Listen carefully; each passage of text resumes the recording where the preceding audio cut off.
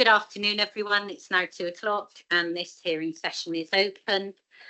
My name's Roisin Barrett. I'm a Chartered Town Planner and I'm appointed by the Secretary of State to carry out an independent examination of Winchester District Plan 2020 to 2040.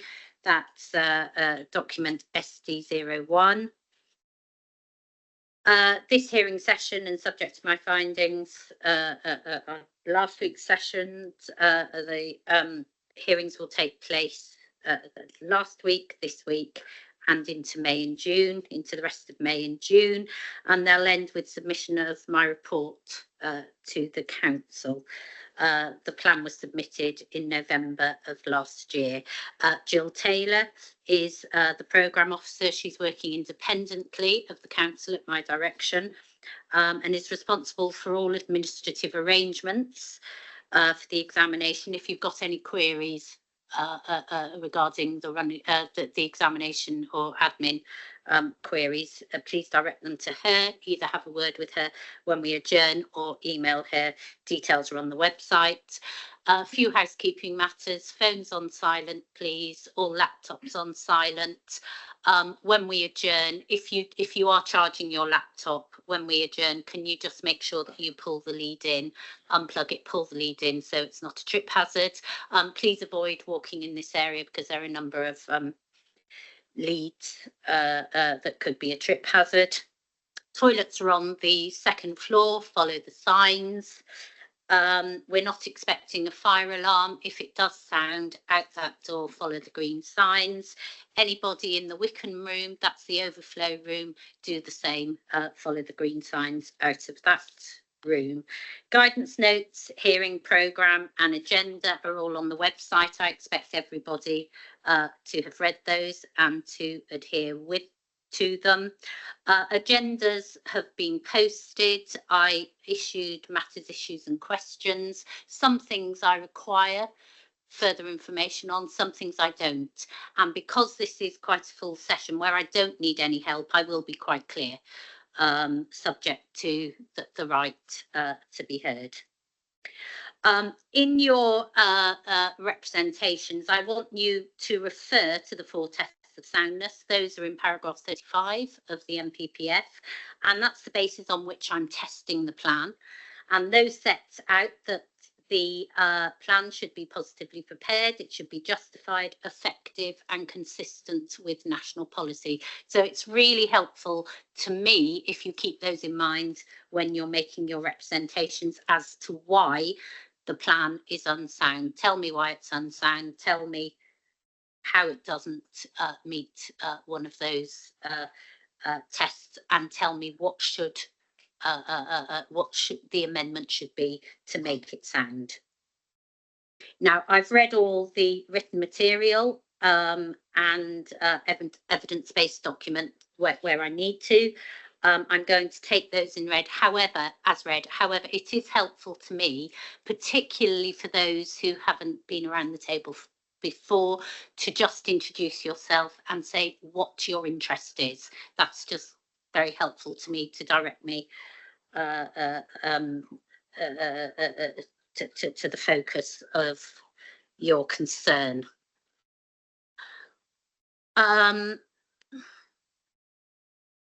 Just want to set out my approach to emission sites. I won't be dealing with them in detail as part of this hearing or indeed any subsequent hearings. Emission sites are basically sites that are put forward by promoters and haven't been assessed for inclusion in the plan by the council. So if I consider that more sites are required for soundness, for one of a number of reasons, plan period, or I've deemed one of the sites not to be sound, it won't come forward in the plan period, or there are showstoppers, then I'll first of all look to the council. I'll ask them to assess alternative sites, and then they'll go through the examination process in the usual way. Anything I've missed out there, because I'm doing a potted opening because I'm a bit tired of it, quite frankly, at this stage. Well, that would be fun. Okay. Let's move on then. So we're dealing with the development allocations in the market towns and the rural areas. And I've set out a number of queries on a number of the sites. So let's first of all turn to the approach to Bishop's Waltham. And those are the sites, the BW series.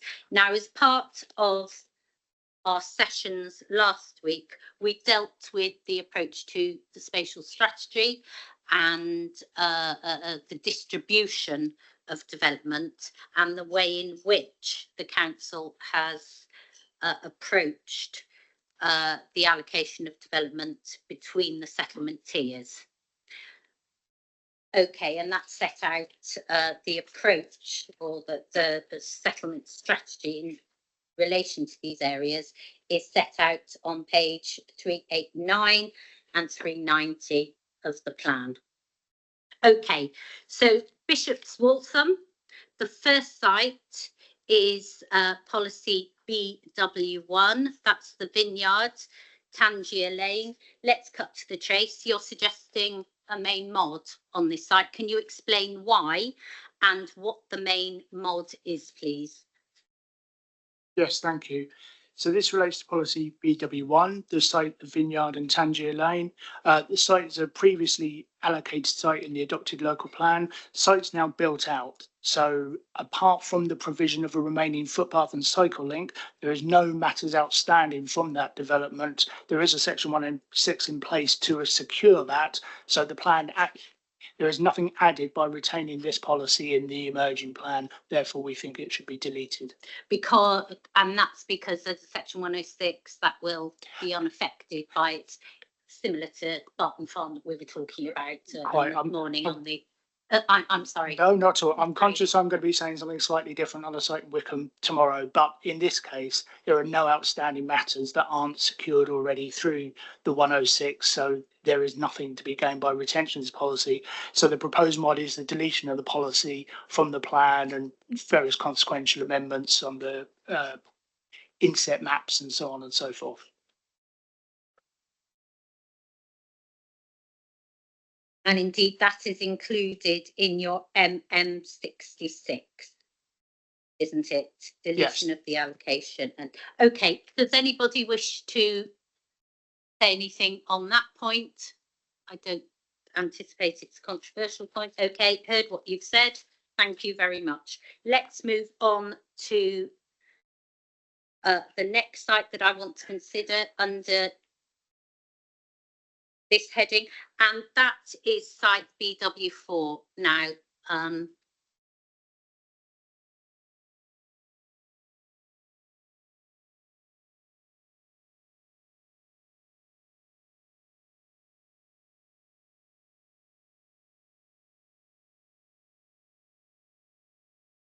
Okay, so this is a new allocation. You're suggesting an indicative capacity of 100 dwellings. It's got constraints. It's adjacent to the national park. Access is coming from Hoe Road, and you're quite clear about that in the policy requirements. Okay, let's cut to the chase on this one. It's right next to the South Downs National Park. There are a number of constraints.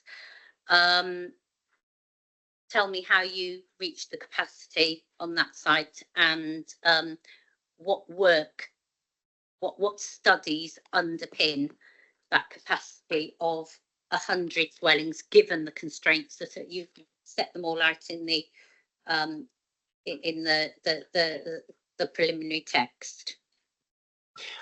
May I just ask, is it okay to include the proximity of the national park in that, along with other matters? It's just there's two items on the agenda with this. I didn't want to talk solely about the national park or other constraints. If you want to take it all in one, that's fine.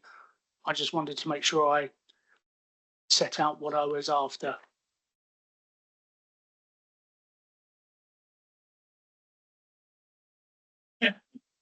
Okay, deal with the right. Can I backpedal? Sorry, can I backpedal, because I want to put a query to the council, please. So we've heard the provisions. Obviously, we've got the MPPF against which this plan is being tested, but we also have the forthcoming changes in the LURA with regard to the duty in the national park and the PPG. Tell me, it's probably Mr. Urquhart or whatever, what I'm clearly testing this allocation, this plan against the December 2023 MPPF. What relevance is the LURA 23 and the updated PPG? Understand in terms of decision making, but the that's approach. That's the point, really. Okay. Your testing is against the MPPF policy, and thereafter, if an application comes forward, the legal duties imposed by LURA, the additional guidance, which again, of course, is just guidance, will need to be weighed into the planning balance for any particular decision that's made on an application.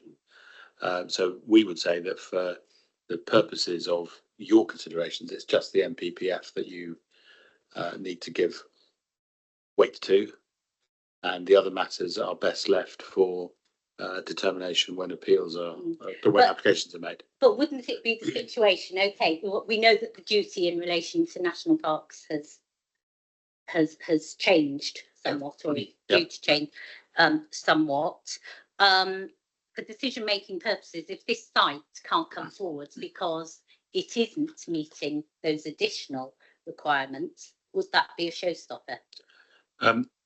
So whilst I'm not, I completely understand the plan making purposes and decision making purposes. Yeah. But no, because there's nothing in the new duty which you could say at this stage could say is a showstopper, because that will be entirely dependent upon the form of the application that comes forward.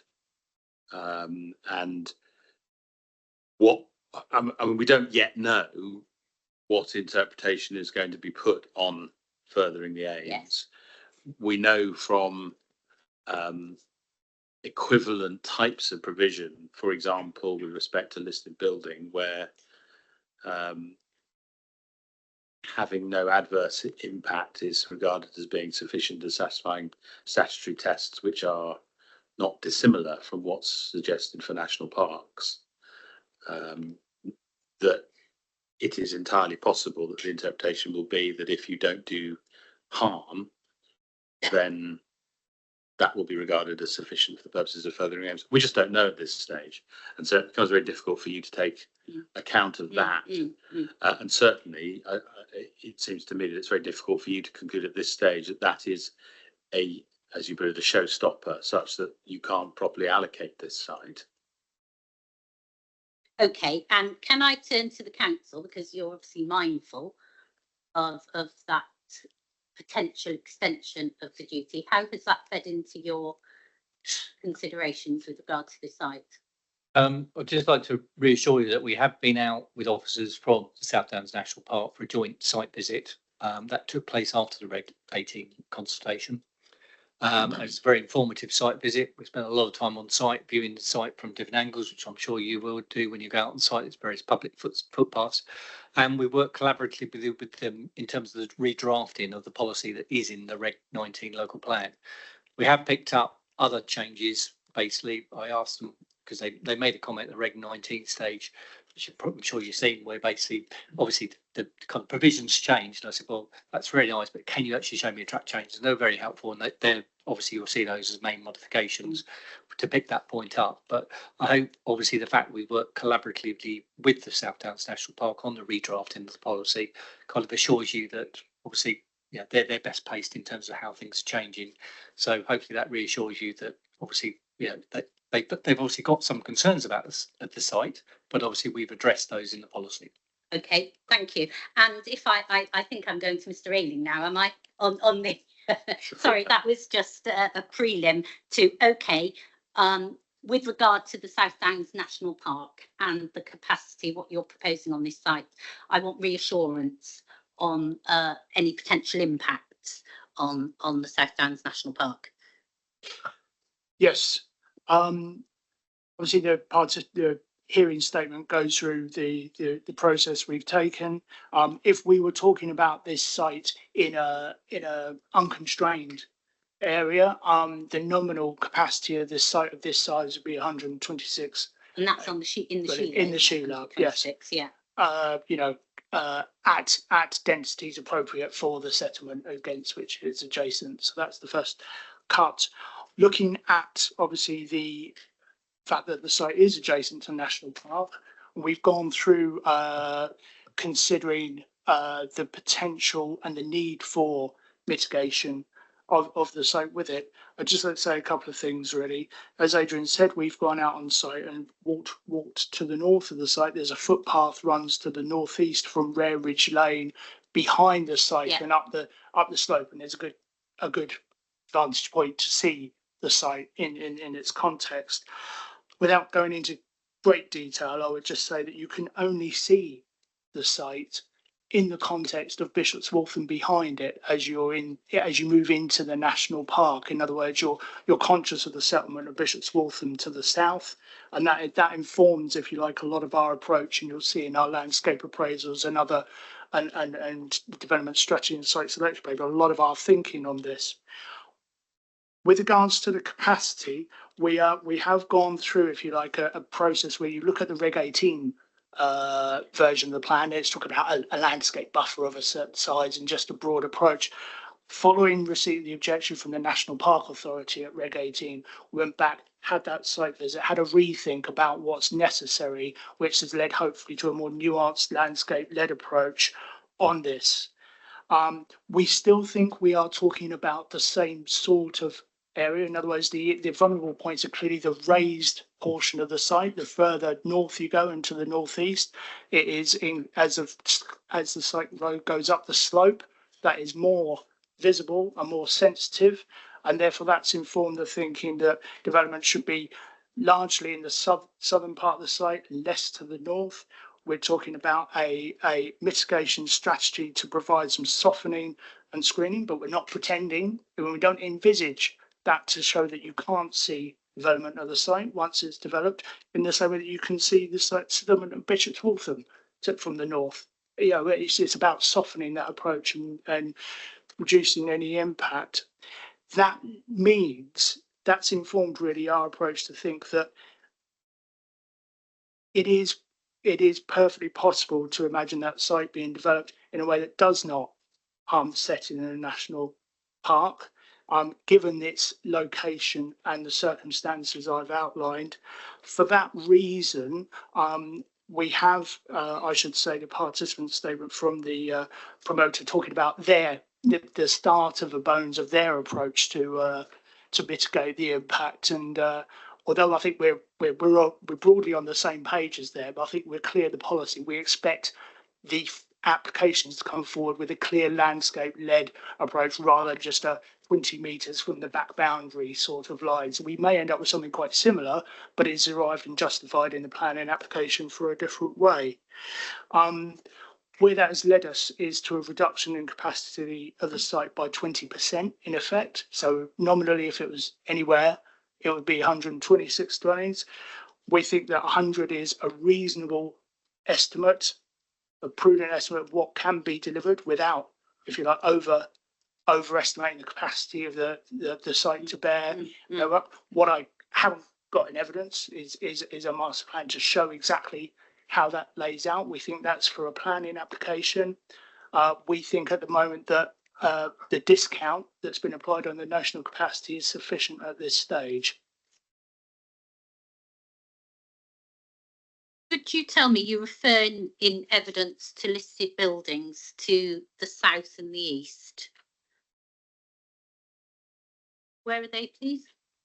Yes, certainly. The location is identified in the development strategy and site selection paper, Appendix 3 lists our initial heritage assessments as it on a similar basis to other sites at that stage, and it names and identifies the sites there. And there's a small map that shows where they are, but we can provide you with a clearer one if you so wish. The main risk, if you like, for impact is a cottage to the east of the the proposed allocation, and that's really what has arisen in consideration in the policy about some screening to the east to maintain the views from that listed property. I'm happy to turn to it and give you the full details.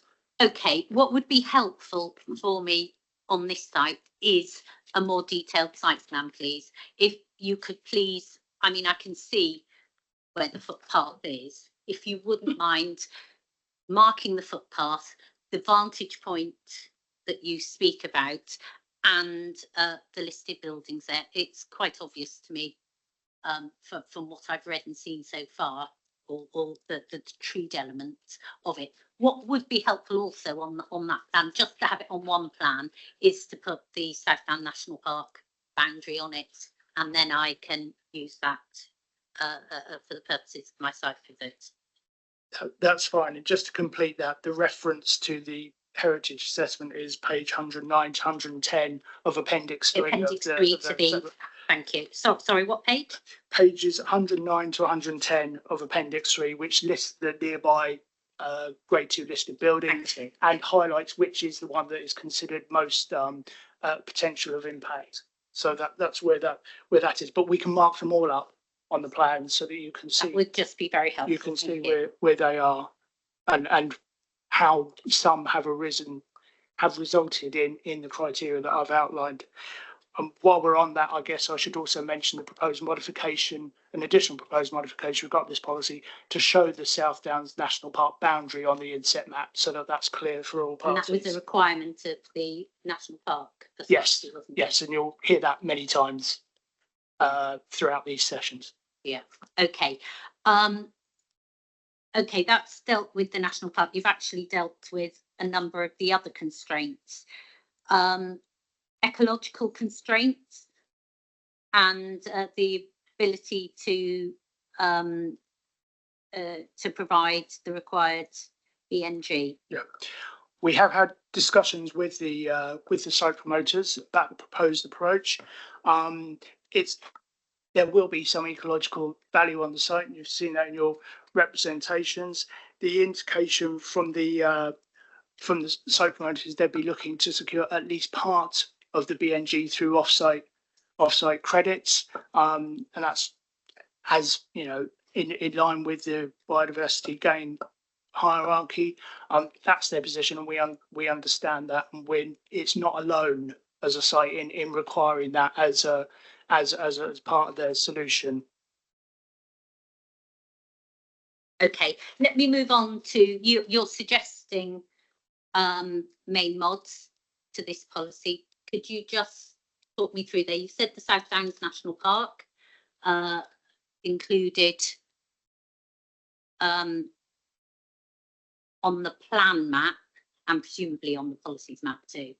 Yeah, it would have been. Okay. Yes, so we have an additional, so it's in the new document, is main mod 68, but in a previous version of this, it was proposed modification 114, if people are looking at that. But it's amending the wording about offsite traffic measures from Hampshire County Council.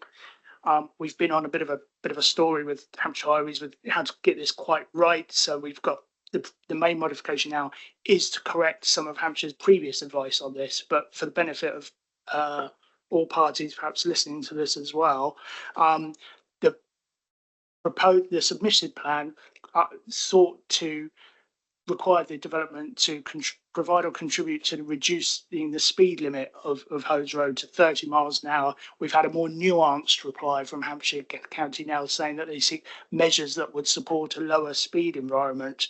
We think as a proposition, it's perhaps less clear, but if that better reflects the Highway Authority's view, in other words, they seem unwilling to commit now to a reduction to 30 miles an hour as part of this development, then it's probably appropriate that we bring our policy wording in line with that. We expect the solution will be to drop it to What 30. does that mean? Measures that would support a lower speed environment? I can imagine it is almost certainly drop the speed.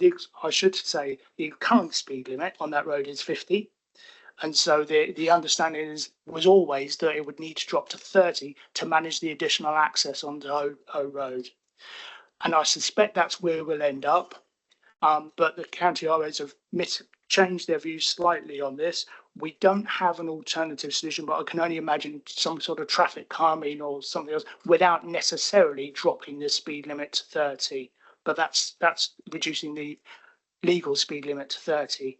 But that's as frankly as much as we've got at present. Okay, just a question there. So what you're suggesting, provide or contribute to measures that would support a lower speed environment and new village gateway on Hoe Road to the east of the site. Would that take into account para 57? That, you know, the tests for any off-site works. Well, we think so. Certainly in terms of the lower speed environment, that's just where we think the highway authority's at. And I think that the sort of measures we're talking about, including on its own, frankly, dropping the speed limit, would contribute towards that new village gateway. The other parts of the policy criteria seek, for instance, a new crossing at that location, a new bus stop. That is all in the same ballpark area. And so therefore there's a number of changes required resulting from this development that will mark a difference as you approach Bishop's Wall from that road. So I think actually calling it, if you like, a new village gateway is warranted without necessarily, and I don't think we would, seek anything beyond the specific measures mentioned in this. Forgive me for going further, but if you're concerned that we're sort of asking for too much in general terms without being specific, I think the new village gateway would arise from these measures rather than be a specific requirement of them. Okay, is that effective in what it's saying? There's nothing that says that, you know, if necessary or anything like that. Does it need to? I think as it is, we would not be, as I said, we would not be asking for anything over and above the specific measures. If I think perhaps it could be seen as being it could be seen as being a little bit, if you like, unclear. It could be a little bit of a concern, and perhaps with hindsight, we might be minded to lose that. I've explained our rationale and thinking for it, and where it's come from.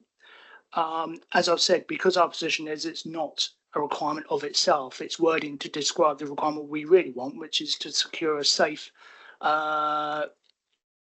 road dealing with the access and dropping the speeds, traffic speeds as required. So therefore it's not a critical part of what we're seeking to achieve.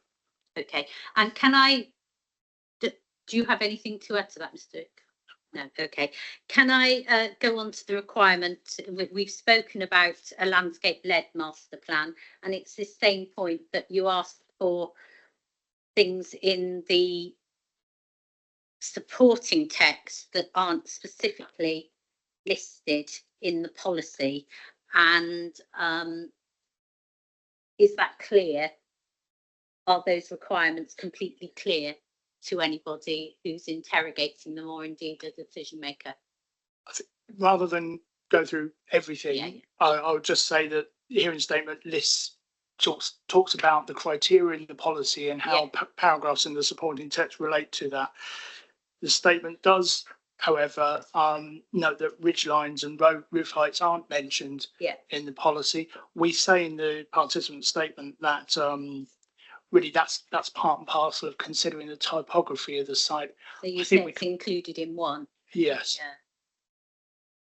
Yeah. We could go a little further, frankly, because if you're I think we're all on the same page, and you'll hear from the site promoter later. We're not talking about 3-4-story buildings in the northern part of the site, but to make it clear, perhaps we should be recognising that ridge lines and roof heights is part of that, or part of that assessment in the landscape-led master plan approach we're seeking. Okay, hear what you say. Okay, could I open it up to those around the table, please? And if the site promoter would wish to say anything, now's the time. And those objecting. Can I turn to Foreman Holmes, please? You've got the wrong. Sorry. Oh, right. It's Mr. Wiseman anyway. I knew it was Mr. Wiseman, so. Apologies, Mum, I could see Bellway. Good afternoon. I'm representing Bellway Strategic Land, who have an emission site in Bishop's Waltham, which I won't mention. Just a couple of points there on the access. As you'll see from your site visit, it is very close to Rareridge. The speed limit has been mentioned, and I think there's just a little bit too much hope built into this policy in terms of the story that was just explained with Hampshire County Council, and it could be this, or we hope it will be. I think that's not effective in my view.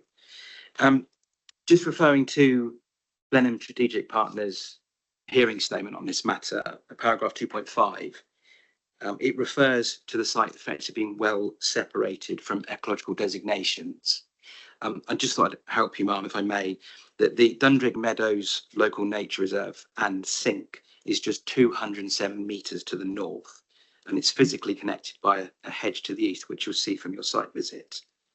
And while we're on site visit, it was mentioned there that you'll be able to see the site from the footpaths to the north. I query whether you'll be able to access the site, and you'll see from aerial photography just how dense this woodland is. It's actually referred to Hoe Plantation on the Magic Map data, freely available, as Woodland Grant Scheme 3 for England. It was approved for restocking in 2007. And the aerial photography backs up that that's when that was replanted. And it comes back to the Greenfield policy about deferring sites to April 2030, that if this site was to not come forward until that point, that woodland would have matured to between 23 to 25 years old. You'll see from your site visit just how dense that is. I think I'll leave that there for the time being, Mark. Thank you. Okay. Sorry, coming back to my map that I've requested, it would be really helpful if you put those things on it, the sink, so that I can just take that into consideration. I know exactly where the road is. Landacre. Thank you, Mr. Johnson. Thank you, Mon. Ian Johnson, Luke and Beck, representing Landacre. We have an interest in Bishop's Waltham, an emission site to the southeast of the village. As Mr. Railing, we're well aware. We've had several conversations over the last few months with the authority in relation to our sites, but also in relation to Rareridge Lane. Now, 2 points really, Mark. First one was to deal with the relationship with the National Park and therefore consistency with the framework. Now, the views of the National Park are, you'll have read no doubt their regulation 18 objection. They've set out various points, but I think really for me it's where they've got to now with the authority, which is slightly different in my understanding as to what Mr. Fox was just describing. In the Statement of Common Ground, SD08J, you may have seen that they maintain an in principle objection. Now, I appreciate there's been a bit of work done between the two authorities. They've been on site and they've had good productive discussions. But the current status is they have an in principle objection to this allocation. And that's particularly in regard to the quantum, the development. And I think that's where, for me, the question is. Now, I take the LURA and the heightened duty on the authority. And I think that is a bit of a risk in terms of the deliverability of this application when it gets to the application stage. But I won't go there. We've had that discussion. But for me, it's really what the policy is trying to achieve is minimising adverse impacts on the national park. And I don't see how that doesn't really seem to fit very well with me in terms of the position of the South Downs National Park Authority. I've been on site myself several times. As you know, it abuts the national park. There are pretty extensive views of the rolling hills to the north. So it's not as though it's just localised views. There are some prow as well. So certainly my experience from reading the objections and also being on site, purely from a landscape perspective, I have a point as well on biodiversity net gain as well, Mark, but just sticking with landscape for the moment. I don't see how you can achieve 100 dwellings on that site, particularly with a dark skies initiative as well, Mark, without falling into conflict with both the LURA, but also obviously the framework as well. And you're referring to the my framework. Yes, Mark, yes. Yeah. Yes, Okay, 182. I understand. Thank you. Understand. Okay, could I just go back to the council? Can you tell me the South Down National Park Authority's position on this site? Have they got an in principle objection? The Reg 19, it is marked as an object. You know, you have to, you are required, aren't you, to it is an objection to this site. Frankly, we think we're a bit closer than that, but at the Reg 19, the park has objected to this site, and referred back to the statement of common ground, where so it's the Reg 19 objection refers to the statement of common ground, which talks about an in principle objection. Where I think we're at, and it's afraid they're not here, but my sense of it is that they think that we've got the policy as good as we can if we're going to go there. And I think it's clear from our site visit and discussion with this national park officers, they would rather we'd found another site in Bishop's Waltham, because they're conscious that there's other sites to the south and other places around the village. We obviously have other reasons why we think that if it's done in the right way, it's still the right location to go. But I won't rehash all of that, but I think that's their position. It is a little nuanced. I think you have to have both alongside each other to read the Reg 19 and the statement of common ground. But I don't think you could say anything other than the fact that they've objected to this site of Reg 19. I've got the text of the Please. statement of common ground in front of me. It is actually somewhat contradictory in the sense that on the one hand, the national park, it says the national park officers are of the view that the site has existing biodiversity value and that a smaller development quantum that takes a landscape-led approach to development, considering contours, topography, settlement patterns, surrounding built density and the delivery of green infrastructure, open space, biodiversity net gain and characteristic and meaningful landscape buffers is required, with built development focused in the southern area of the site only. So in that sense, they obviously contemplating and accepting a quantum of development on the site. The agreed position, which actually is more a disagreed position, records our view that the safeguards in policy BW4 address those concerns.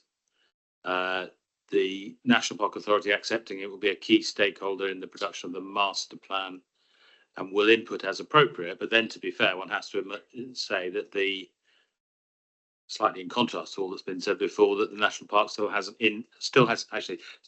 in principle concerns about the allocation of the site in relation to the proposed development quantum and how this could be successfully achieved through landscape-led design. So I think it's translated from objection now to concerns about quantum. So I think it's wrong to say that they maintain an in principle objection to any development on the site, but clearly the amount of development and the production of the landscape-led master plan is key to the overall position.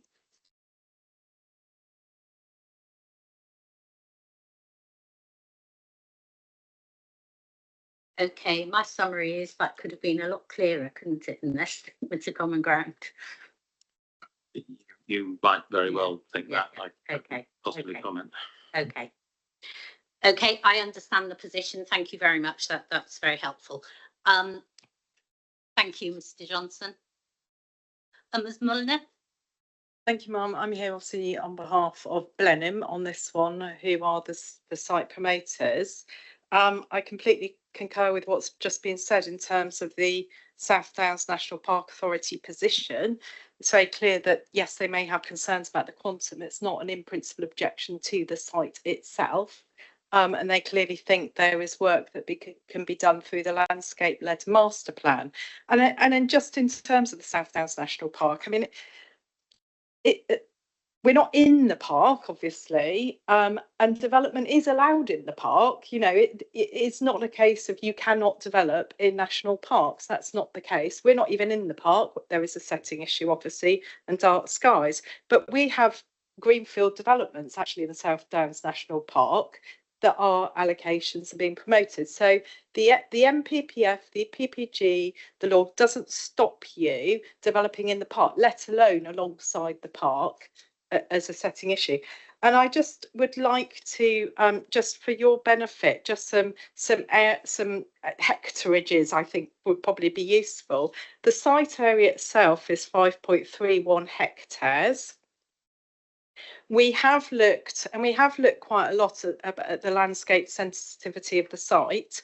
If you take out some buffers around the edges, which we set out in our statement as to what those might be, as well as removing the top area of the site, the kind of northeastern corner, which is more sensitive, the site area comes down to 3.8 hectares. So you've already got your buffers out, you've already got the sensitive area out. So the net developable area is actually still 2.7 hectares, even taking those out and allowing for planting trees, other things within the development as we work on nets. And so the capacity of this site at 100 dwellings is achievable, you know, 35 dwellings per hectare say, where, you know, quite usual for villages to have fairly dense, even though quite low, you know, 2.5 stories, but you could still have terraced houses and things. Not unusual to have quite high, and even then 35 dwellings per hectare isn't that high. So there's plenty of room to deal with a landscape-led master plan and all of the necessary buffers required to achieve that quantum of development. Thank you, Ms. Muller. Just for comparative purposes, do you know what the density of the surroundings is? Say, for example, Hazel Grove, for example. I couldn't now, but we could add it on with the map as details of That would just comparison. be helpful for context for me as I'm going around. I've heard Ms. Muller's figures. I've made a note of those. Yeah. It would be helpful for me. And if I may, that's the cul-de-sac immediate sort of to the southeast, southwest of the site. I don't mind what you do, Byron Close, Hazel Grove, yeah, around there in terms of density. Just be helpful, just to give me some context to that. There's also, you know, there's development around there. Just tell me where it is. Yeah, we can pick an area and let you know what it is. Thank you very much for that. Mr. Gagg. Thank you, ma'am. Over the last few years, Bishop's Waltham has been the site of many not very large, sometimes not very small developments. And I feel there is a cumulative increase in numbers of units of accommodation. And it is probably now time to look afresh at the active travel and public transport provision in Bishop's Waltham and see how that should reflect the recent increase in population in Bishop's Waltham. I feel, although this is a relatively small development, at some point we will be reaching a tipping point that will require a much better active travel infrastructure in Bishop's Waltham than we currently have.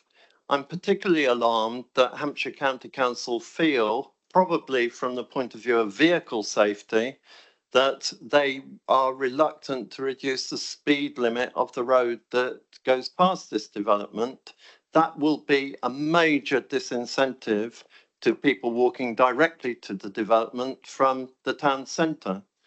But I do also feel that over the past there has been a rather generous attitude towards development and its potential contribution to improving the active transport and public transport infrastructure, particularly the access by public transport for people from all parts of the country to Bishop's Waltham, where there could be some link made between the proposal to develop in Bishop's Waltham and the need for good interchange facilities in Winchester, for example. So I just feel that a trick is being missed, and we do need to take a step back if for further iterations of local plans to look at active travel across the whole of Bishop's Waltham to ensure that there are sufficient facilities in Bishop's Waltham to help active travel reduce the carbon footprint of transport in the district. Okay, thank you very much, Mr. Gag. I don't need a comment. I'm mindful of the policy requirements in BW4. I don't need any help with that. Very quickly, please. I'll go to Mr. Wiseman and then to Mr. Johnson. Thank you, Mum. I'll keep this brief. I just wanted to come back on sort of quantum queries. Yeah. And in paragraph 2.6 of the Blenheim's matter statement says the western part of the site is mixed scrub. And for those of us dealing with BNG, we know the value of that. And taking a precautionary approach due to difficulty in accessing, which I presume because of said ecology, is in moderate condition. Well, I would put it to you, Mum, there isn't an accurate survey to hand yet. And we hear about the need for a landscape master plan. Wouldn't it be wonderful if we could see that? Thank you.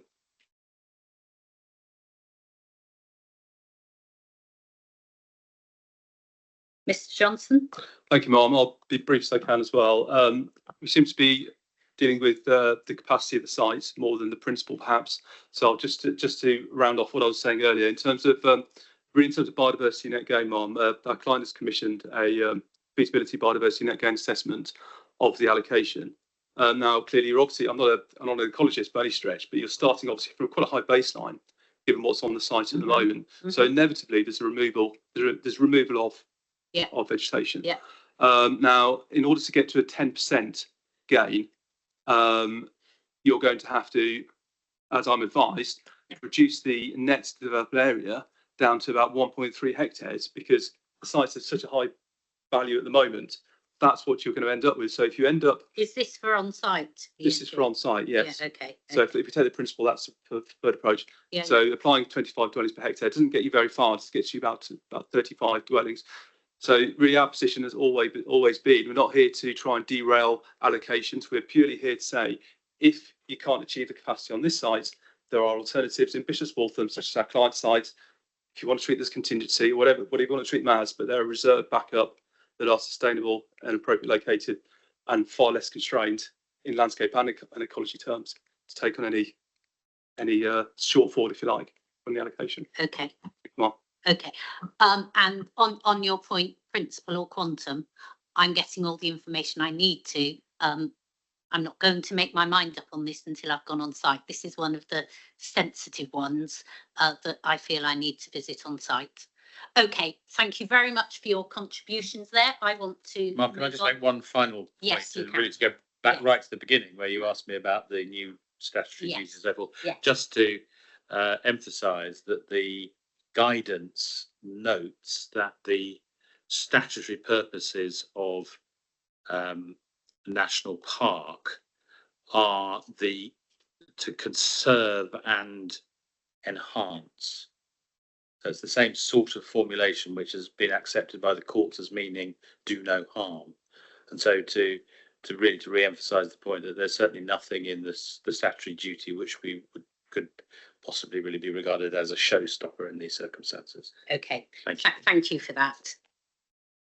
Okay, let's move on then, please. Let's move to New Alresford. And this is one of those areas. It's another market town. And you've said we've got some allocations there. They're both carries forward allocations. And you're suggesting that the remainder should be brought forward through the neighbourhood plan. And you've given me a lot of evidence, and indeed the neighbourhood plan group have given me evidence as well. Let's quickly move through those. The Dean.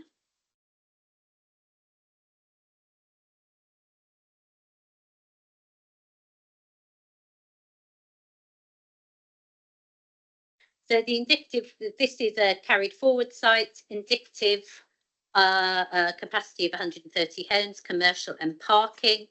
And as I said, it's an extant allocation supported by a master plan. So am I right? 130 indicative homes and 34 that are now subject to planning approval, because you've got the 20 that has full planning approval, and then you have the 14 that the remainder. Mr. Checker, are you able to help me with that? Yeah, that's right. So I don't know if you've got the trajectory handy, but Yeah, the 20 existing consent is under category C. yeah, Can't find myself now.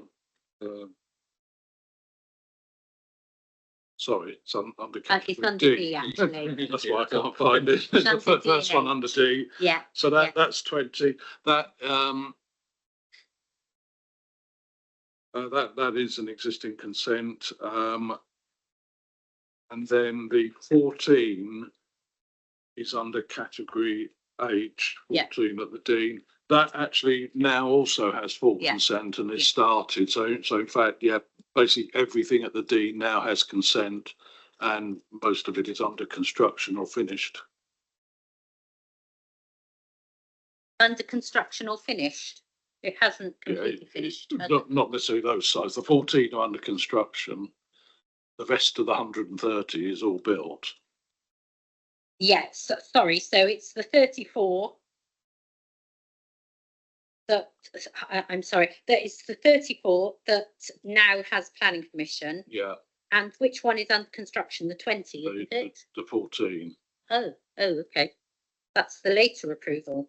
Yeah, that was only approved late last year, and they basically straight on site. They've demolished the existing buildings, and that's also the one that's providing the public car park, which is one of the requirements of the policy. So the council will be buying that car park and effectively paying the developer to lay out and provide it with a public car park. Okay, and the 20. So the 20 is further along. That I mean that's got consent. There's a current application to vary conditions, so that suggests that is due to be started fairly soon. I see actually we've put that in the first of the 5 years. I think that is probably unrealistic given that there are still varying conditions, but certainly we would expect that to be within the 5-year period.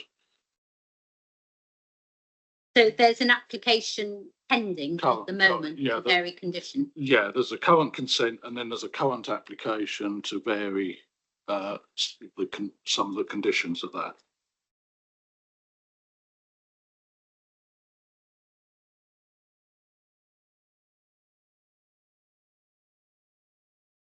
Is it going to fall out of the 5 years by bearing in mind that it's got an outstanding approval? I wouldn't expect it to. I say it's only an application to vary conditions, so we would expect that to be dealt with pretty quickly and for development to be able to start. And it's only 20 dwellings, so it's a relatively small site. In 5 years is just plenty of time for that to be developed. Okay. So what you're suggesting is that will be a change to the trajectory? Yes, but that would need to drop back slightly. I mean, I would put it in probably the middle of the 5 years, maybe years 3 or 4 to be completed.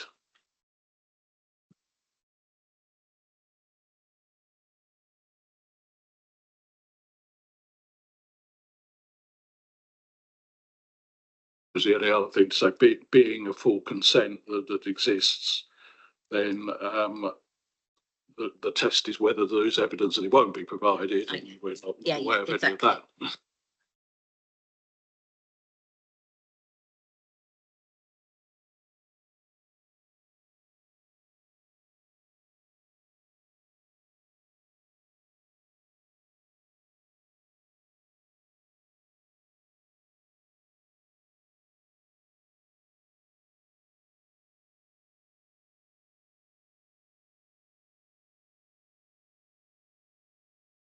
Okay, and you're suggesting main mod?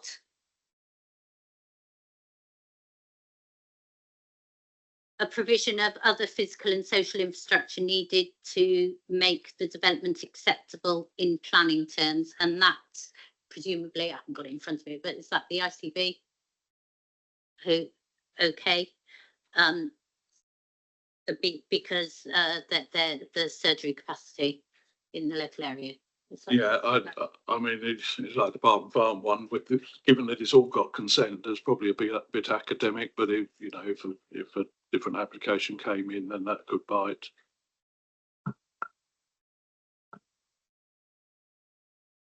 Okay, only on the ones being built, so it's only on 20 dwellings, isn't it? And even that is only a variation of conditions. So yeah, the point is that this is probably academic because everything's already got consent. Quite my point. So are you still suggesting an MM there?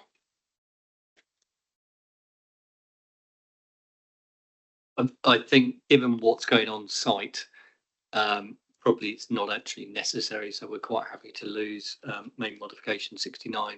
Okay.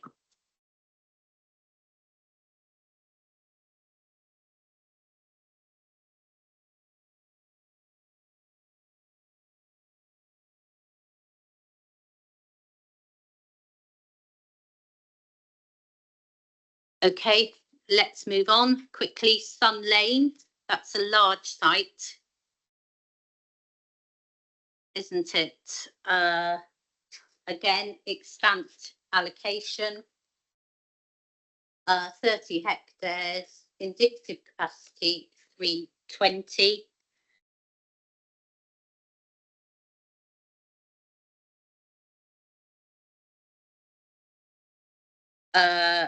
Resi business, open space and a burial ground.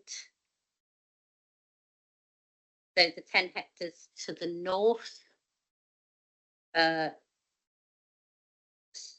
suitable for homes to the south, business because you've got the access to the A31. What stage is this site, please? It's under construction. So when you go out that way, you'll see the access being constructed off of the A31, and it's a requirement that the development is accessed from that. The employment site, which is at the bottom of the site next to the access, is being made available. What do you mean being made available? Well, it's been cleared. The requirement of the policy is that land has got to be available for employment use before the housing is occupied. So that there is a site sitting there now for employment, and the housing has started. And I think it's Taylor Wimpey developing it. Their marketing suggests first units for sale or for occupation in the summer of this year. Hence, we've put in the trajectory. We've got 20 in this year, building up to 50 a year. And because it's quite a large site, extending beyond the 5-year period. But okay, and in the trajectory, you've got 302. Am I right there? Yes. The original allocation was 325. The consent is 302, so that's provided a bit less than the allocation. But obviously that 302 is the figure that we've counted in the housing figures that we're now dealing with.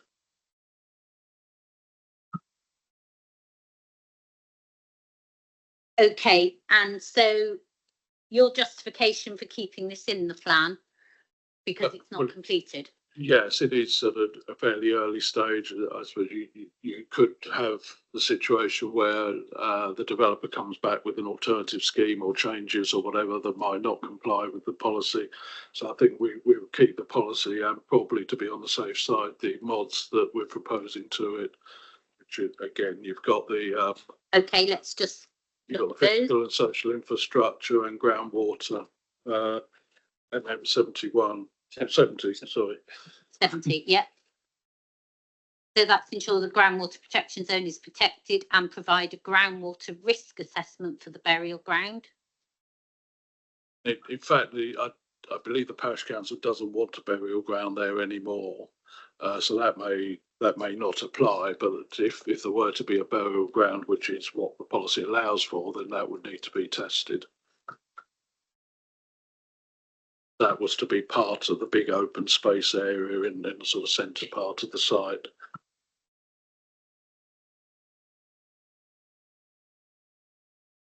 And again, the ICB provision of other physical and social infrastructure needed to make the development acceptable in planning terms.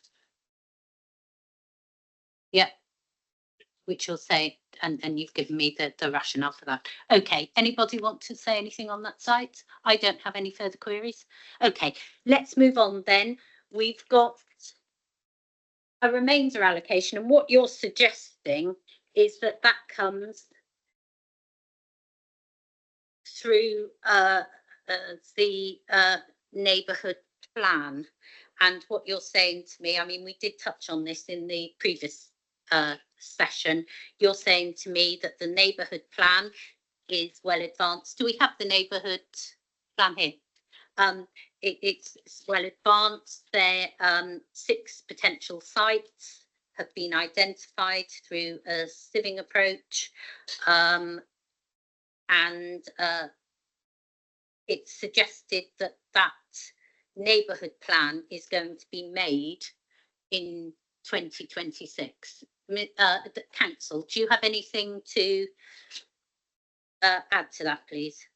Not really, apart from we've been working very constructively with New Ulster Town Council, and it is particularly pleasing the thoroughness and the work that they've gone into preparing the neighbourhood plan. And I've been to various events that they've held, very inclusive. The last one, basically, they had all the site promoters at the event, which was particularly welcome, so they could put forward their own kind of pitch for their sites, if I can call it that way. And it's been a very inclusive process. I'm particularly impressed with the way they've gone about preparing a neighbourhood plan.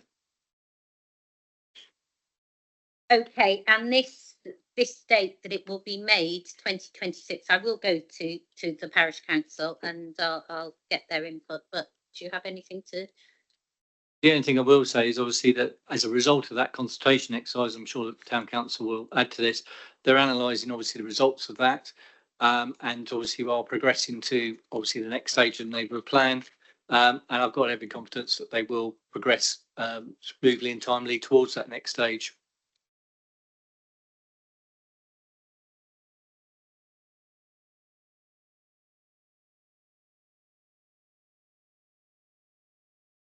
Okay, so what assurance can you give me that there is capacity in the neighbourhood plan area for the 100 dwellings that you're suggesting? Yeah, again, I'll come back to before we actually allocated any of the settlements a figure.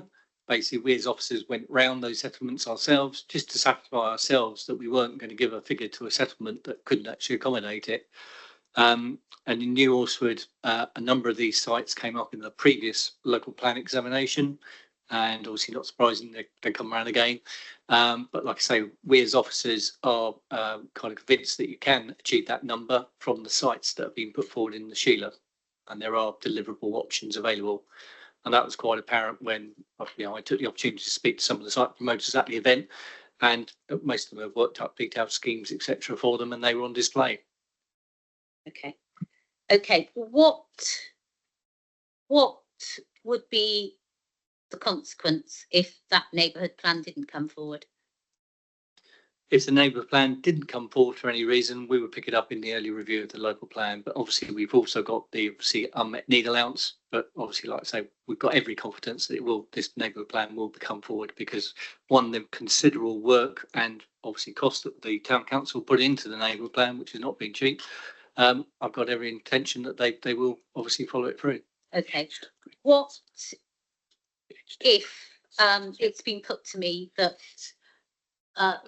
really, if you're relying on a lower level plan, you need to have some sort of contingency within your plan, just in case these don't come forward, i.e. if they don't come forward by X date, Y will happen? Yeah, I think we've obviously got the policy already in the local plan, obviously we're not meeting our 5-year supply. So obviously there's a policy in the housing topic, I think it's H2, which obviously talks about if we're not meeting our 5-year supply, if it doesn't come forward, and that'll be the mechanism which we can do it. And some of these sites, like I say, they could also come forward as obviously a community supported scheme, because obviously there's an allowance in the plan for obviously community support. Okay, scheme. that's on the basis that H2, obviously, That's right. that I need to come to my conclusions on that. Okay, in a world where H2 isn't there. Okay, in the world that obviously you don't agree to policy H2, there is obviously the community support policy, where obviously we've had other schemes come forward, basically in the district, which have had demonstrated community support, which have been outside the settlement boundary, and obviously the district council has taken a positive view towards those.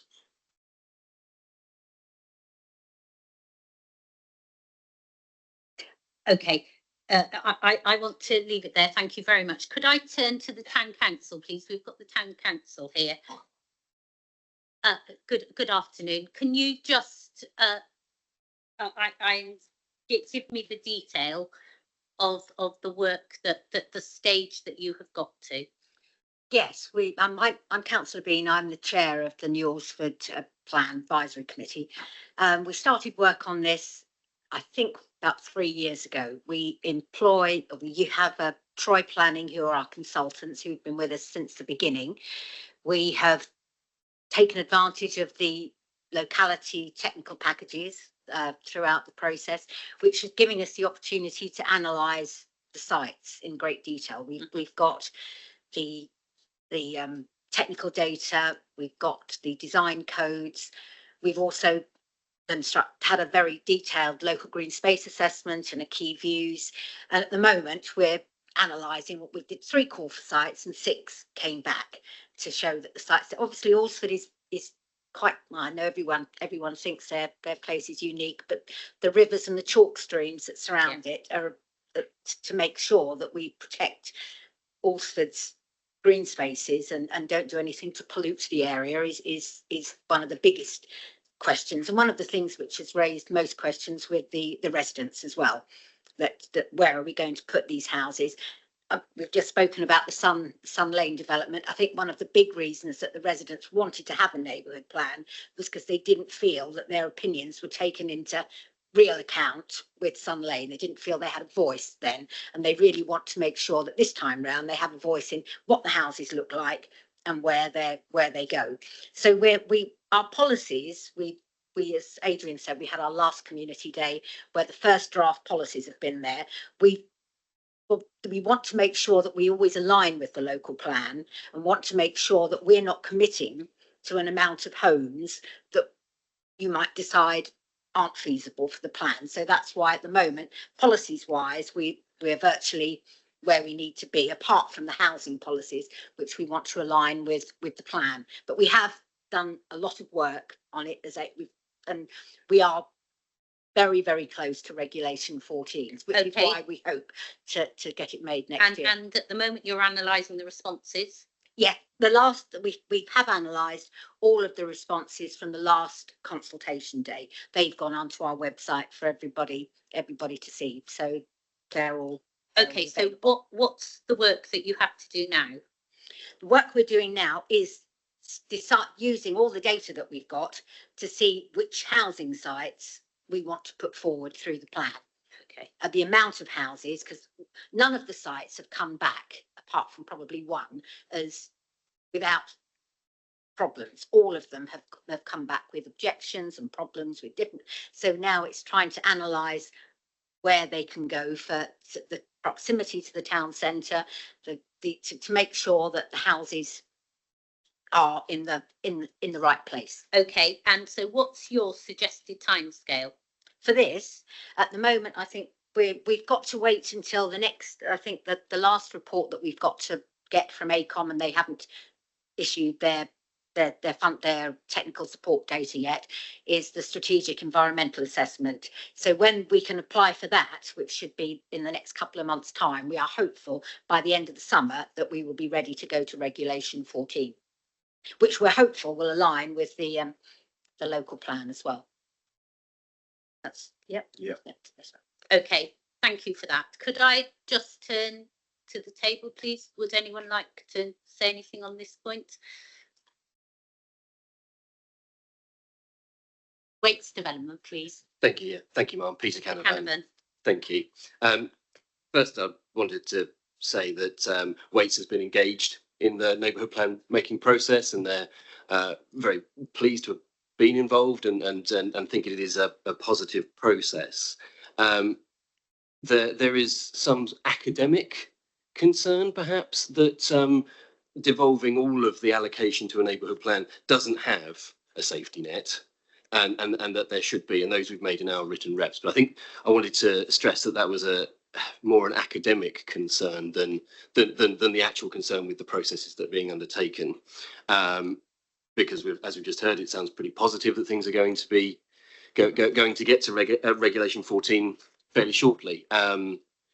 However, with neighbourhood plans and local concerns, disruption can occur, and we wanted to make sure that there is some sort of safety net there, and I think it could be written into NA3, or it could be written into the proposed review policy for the whole plan, that specifically the neighbourhood plans could be picked up under the new review, but we'd have to be clear that that was going to be positive and that there was a relatively quick route to finding allocations in New Alresford, because that's the point. It's a sustainable settlement, and it should not be missed from further housing growth in sustainable locations. Sorry, Mr. Canavan, you're saying that could be wrapped up in the plan level policy. Yes. Talking about review. Yes. Tell me the mechanics of that. In the theory that says the whole plan is going to be reviewed because Yes. it's got a new housing number, Yeah. and specifically mentioning New Alresford as a place for an allocation within that review, because if it isn't specifically mentioned, there's a risk that there would be nothing there. That was in a way trying to think of a way to put a safety net that wasn't H2, and a way of putting a safety net that, well, I think the best place to put it would be NA3, of course. That's the starting point, but I was trying to offer an alternative, because the council mentioned its overall plan review policy. But I did just, and this was a question I asked or tried to ask through you last week and still didn't really get an answer to, which was why 100. Yes. I'll just leave it there, because I think there probably is a greater capacity, and there are several deliverable sites, one of which is promoted by Waits. But I think it's that we're here with a sort of intangible that doesn't feel effective, and without the extra detail about that 100, then it doesn't really feel justified either. Okay, thank you, Mr. Wiseman. Could I turn to the council, please? Thank you. Just two quick points, really. I forgot to mention that I've actually reviewed with my fellow officers the policies for the neighbourhood plan, apart from the housing policies. So that kind of demonstrates how advanced the town council are. We've given feedback to the town council about that. And the second point is obviously this policy also includes obviously the phasing policy to 2030. So that kind of comes back to your point about what happens if the neighbourhood plan doesn't deliver. Well, this is obviously phase 2030, so outside the 5-year period. So obviously we can pick that up, and just to obviously when we do the review of the next local plan, whenever that is, hopefully fairly soon, we will have to look at all settlements again, because it will be part of the development strategy. Yeah. Okay. Mr. Fox, just answer the query about 100 dwellings. We dealt with this in our previous session, but I'm aware that a number of people around the table who weren't at that session.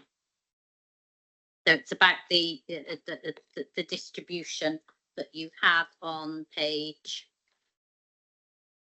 389 to 390, and what's to put down to the local to the neighbourhood plan. Yeah, obviously it's come back to policy H3, where obviously New Alresford is identified as a market town. similar to obviously Bishop's Waltham in terms of its facilities and services. And obviously, we went for it before. It's kind of a professional judgment in terms of obviously the level of housing that we feel is appropriate for those types of settlements. And obviously that comes back to obviously the settlement hierarchy and the documents that we went over last week. Okay. I just say, Mum, just in response to the point that was made on behalf of Waits, which seemed to rather poo-poo the whole idea of neighbourhood plans. Of course, they were introduced by Parliament as a particular mechanism, one of the particular purposes of which was to bring forward housing in a way which was acceptable to communities through their own involvement, and that you shouldn't, I think, pay any regard to the sort of generalised poo-pooing of neighbourhood plans.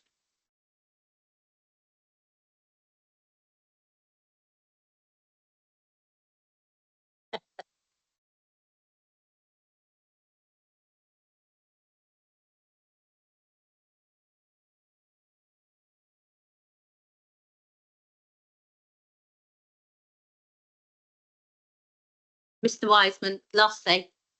Yeah. Oh, sorry, Mr. Cameron. That's all right, no problem at all. Sorry. Very pleased to be confused with Mr. Walton. Firstly, I wasn't technically or otherwise poo-pooing neighbourhood planning. I think that's a bit unfortunate to an unfortunate comment. No need to respond. Okay. I think we still don't really have a justification for the 100. That's a real challenge I think we've got here, and the phasing. I didn't mention it because we talked a lot about it last week, but the phasing is not justified. Okay, thank you. Let's take a break now. Are there any MMs? It's just the. Yes, there are. Yeah. So there's MM 71 on page 67, encouraging obviously early engagement with Southern Water. Yeah. And that's something I've raised with the Town Council, and obviously the usual comment from the ICB about physical and social infrastructure. Based on surgery capacity in the local area. Yeah, get that. Got that. Okay, let's take a break. We'll take a break until 3:30 and then we'll come back. We'll deal with Colden Common, Denmead, Kingsworthy and Swanmore. Thank you very much, everyone.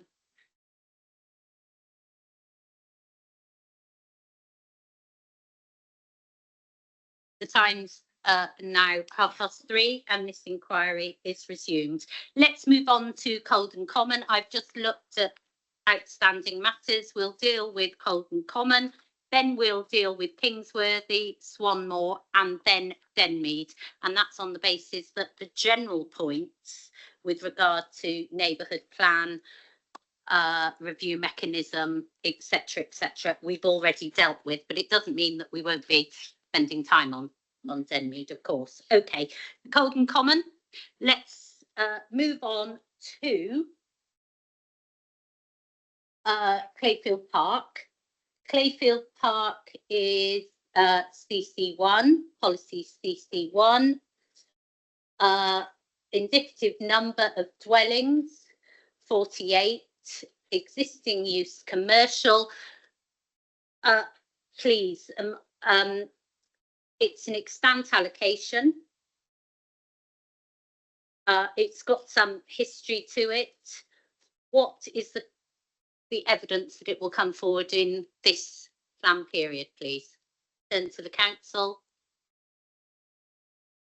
Yes. Ms. Ashton. Thank you. Yes, Ms. Ashton. Yes, thank you. As you rightly point out, this was an existing allocation, has yet to come forward. We have evidence that which we have already supplied to you in our answer to your questions. That's an indicative residential phasing plan was. I'm sorry. Would you mind talking into the microphone? Oh, sorry. Thank you. It's important as well because we're being recorded. Yes. If it doesn't pick it up. Thank you very much, Ms. Ashton. We've continued with this existing allocation on the basis of continued assurances from the owner, who is also the occupier of the site, and their agents of the intention to develop this site for residential use within the plan period. There was a residential phasing plan was submitted in association with a planning application for a small commercial building on the site in early 2019, which showed a layout of 48 dwellings, which would retain the small commercial building that was subject to that planning permission. So that was for 48 dwellings plus retention of commercial building. Where's that commercial building? Is it on the southern or northern part of the site? Sort of in the middle, really. Got it. Got it. Yeah. Yeah, got it. Okay. Yeah. Yeah. So it's sort of central in the site. Yes, it is. Yes. Okay. Yes, got it.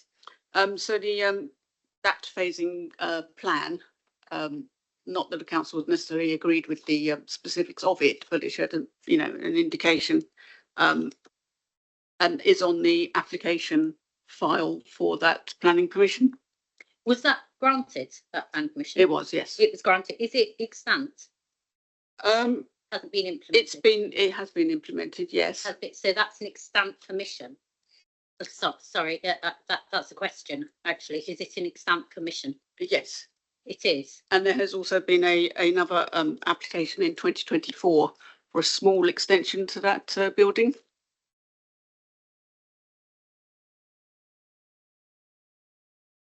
Okay, did that include any resi? That again was a small extension to the commercial building previously permitted. Okay. And that was approved in 2024. Okay, does that have any impact on the 48 dwellings that? No, it shouldn't do. And we have short assurances from the agent on the back of that a new planning permission that they still intend to develop this site. And we have an email confirming this from the agent on the 18th of December 2024, which was the latest that we have on that. Anything else? On the basis of that, you'll be aware of the fact that this was originally planned for the first 5 years of the local plan. Yeah.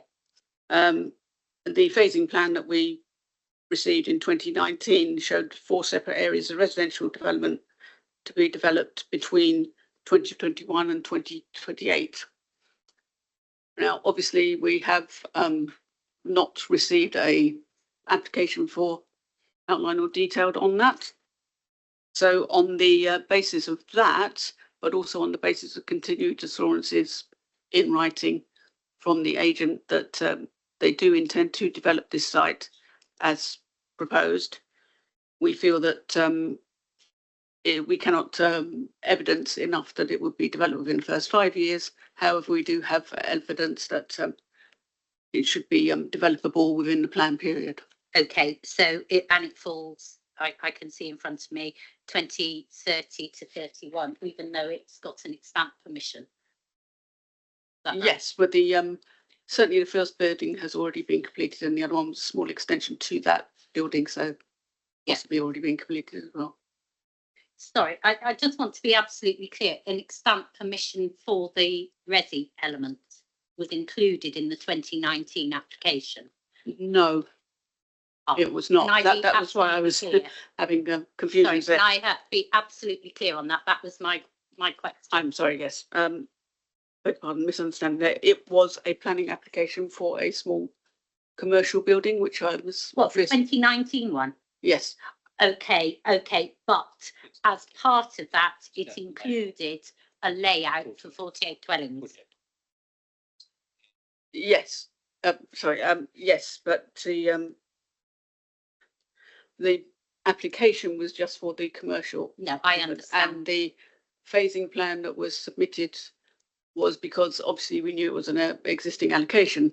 Therefore, we were concerned that it might not come forward. I understand. So I do not believe, and I would have to check the paperwork for this to be exactly sure, but I do not believe the phasing plan is actually part of the planning permission.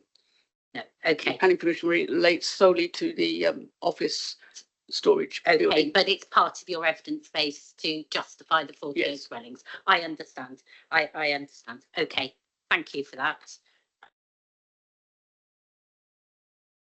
Okay, does anybody wish to say anything around the table? Mr. Isles? Thank you, Ma'am. James Isles, Provision representing Bargate Homes for this interest at Colden Common. And just to reiterate the key points from our hearing statement regarding the Clayfield Park site, there has been quite a lot of uncertainty in the evidence base about the site for a number of years, and the SHE-LAR just didn't have any information about availability or achievability. I don't believe it still has. That gap is still missing in the evidence. I understand there's an email suggesting that there's still an intention to develop. That is something that seems rather light in terms of evidence of its delivery. I don't believe there's a developer on board at the moment. It'd be interesting if the council could confirm that, if there is a developer promoting the site. And just to pick up on those planning applications, our concern would be that the market signals indicate that this is an active site. There's further commercial investment going on. How is that relating to the deliverability of the residential elements of the site? And is that giving confidence that this site will come forward? To us, that raises significant question marks over its deliverability. And if I may just bring in a site that has been overlooked, we have been putting forward, Bargate Homes have been promoting a site at Lower Moors Road, which is of an equivalent capacity around 45 to 48 homes. There are available sites that have a surety of coming forward, and the council's latest statement in response to the Matter 8 is suggesting pushing the Clayfield site delivery back another 5 years. So it is being pushed back and back and back, when there are other sites that actually, if you look at the sustainability appraisal, perform rather better than this rolled over allocated site. So in summary, our concern is that the market signals are suggesting there is a big question mark over. Could I just ask you, when you talk about market signals, Yes. are you referring to the investment that is taking place in an active use? That's right. Moment? Is that what you mean? No, thank you. Yeah, Thank you. Yeah. So if I may just in summary, the indications are that there isn't justification, or there's question marks over the justification and indeed the effectiveness of rolling forward and relying on this site when there are others that are ready to deliver affordable homes, etc., for the community. Thank you very much, Mr. Raz. Mr. Smith? Thank you, Mark. Aaron Smith of Masterland Plan for Foreman Homes, whose interest relates to the Corden Common allocation under CC2. Obviously support the points that have been raised by Mr. Isles, and we've just referred to our hearing statement in relation to the CC1 allocation, because that's preferred in terms of the phasing restrictions in relation to the greenfield sites, and as stated, that there are needs locally that won't come forward because the preferred site is not deliverable in the first 5 years of the plan. Okay, thank you. And sorry, if I can just turn to the council, you haven't got a phasing restriction on CC1, have you? But no, that's correct. It is a brownfield site within the existing settlement boundary, and is it all brownfield? we have classed the site as brownfield site. Okay. It's caravan storage, and the owner and I believe occupier site also lives nearby. That is what the commercial building was for, repair of caravans. Okay, let's move on. I don't have any further questions on that. Let's move on to CC2. This is Colden Common Farm.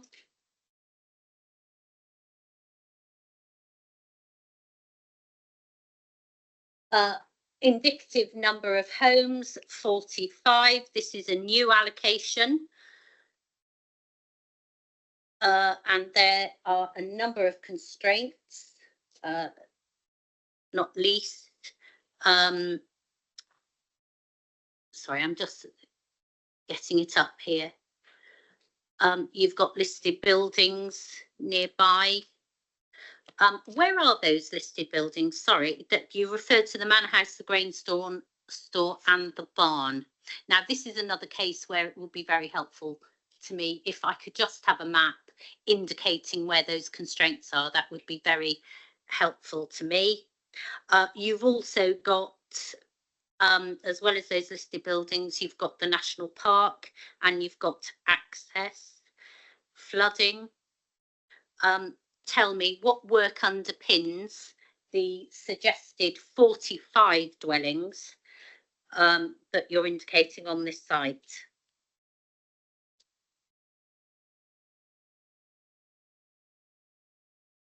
I'm sorry, I didn't quite catch the last sentence. Did you say what? Could you just repeat it? Sorry, am I not talking into my microphone? No, Sorry, no, it's some my hearing. distance away.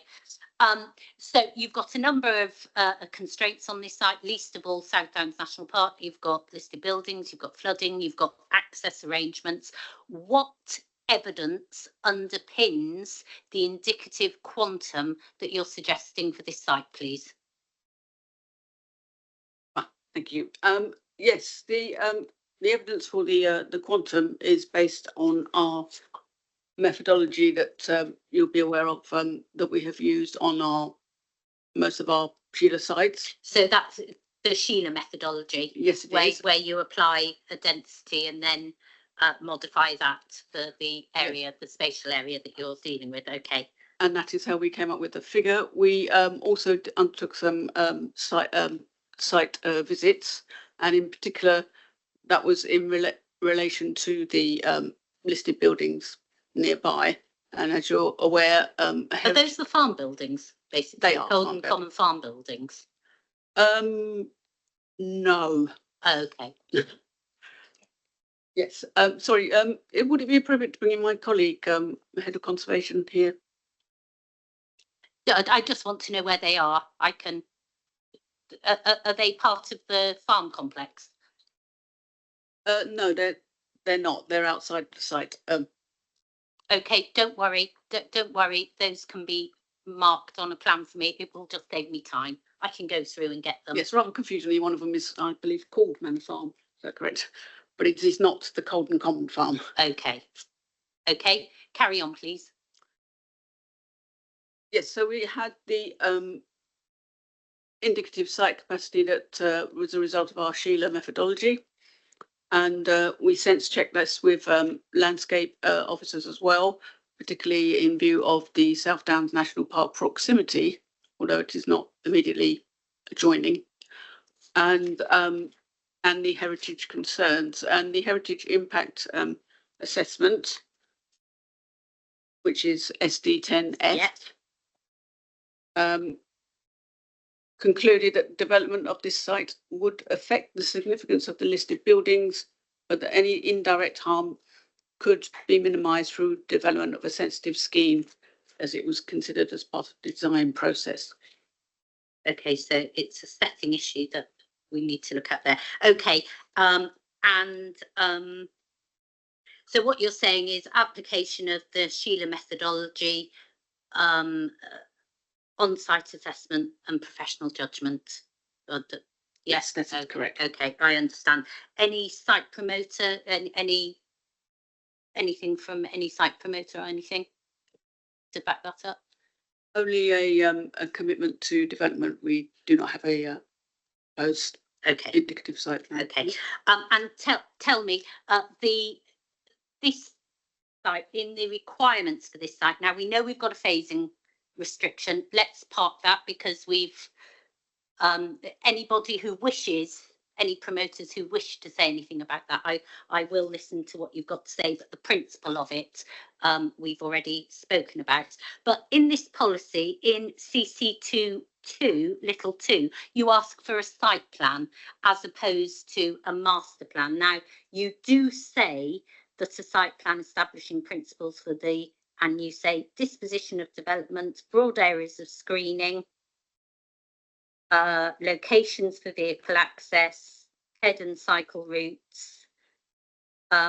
Okay, so you set out what you want in a site plan, but is that mechanism, bearing in mind the constraints and sensitivities, is that mechanism going to be effective as opposed, for example, a master plan approach? Which is very, which is understood in Winchester, because you've got your SPD, haven't you? And it's an understood process. I'm not aware of an understood process for a site plan. Yes, thank you. We did provide a response in relation to your question on that, because on a similar policy, I understand the potential for confusion. I think that's why we tried to clarify that we were referring to an overall indicative site layout because of, as we have talked about, the constraints of listed buildings, uncertainty over the number as well as location of access points, and also the nature of those, which may have a whether they be vehicular and or pedestrian and or cycling or combination of, and also location of screening for the South Downs area. They might have a considerable effect on the layout of the buildings. So we thought it was, in this case, might be appropriate to try and get some general indication of where that would be, particularly where the buildings might be impacting on the listed buildings, to enable that to be sort of determined before going into the detailed site planning of the layout of specific housing. You get that anyway in a design-led approach. Wouldn't that be absolutely essential? I don't mind who answers, by the way. Anybody, wouldn't you get as a sort of mechanism to control development? Wouldn't you get that anyway? I think Mr. Fox wants to say something. Thank you. Yeah, I agree you would, because obviously you need a site plan. But I think what we're trying to be clear about what the site plan should include, so there's no ambiguity about what we want. And Ms. Aston has obviously explained the reason for that. But I think in this particular case, we want to make it very clear to the prospective developer, these are the issues that we think are critical to the successful design of this. So therefore, that's why we think this one justifies it. Okay. We're obviously saying site plan. We're not saying master plan. We're not going down the concept master plan route with this one because of the scale and size of it. But we're saying basically these issues are important, and that's why we've got a criteria in there. Okay, and you're saying to me that it's a proportionate response. That's basically. It. Okay, I understand. Okay. Can I turn to those around the table, please? First of all, Mr. Smith. Yeah, thank you. Yeah, from our perspective, we from Form Homes, that they understand what the council's aspirations are in relation to how they describe the site plan. So we have no issue with that being included in relation to the policy that our client supports. You're promoting the site, yeah, are you? Sorry, yes, yeah. Further comment in relation to the modification. Would you like me to pick that up now or shortly in relation to CC2? If you don't mind, can we come on to those? Bargate Homes. Thank you, Mum. Yes, I was going to raise the point when we were talking about the next one main road, but it's the same point I think is relevant now about the site plan. As a promoter of the next site or a promoter of one of the sites allocated, we just simply need that clarification. So I agree with what Mr. Fox is saying. We wouldn't mind if it's a site plan or a master plan. It's just that expectation, that certainty is what is helpful. And to be honest, that process happens anyway with a good application. Yes, I see the point that you want to set out certain requirements that need to be included. But if you've got a design-led approach, you're going to have that anyway, aren't you? Well, yeah. Okay. Okay. Let's move on to.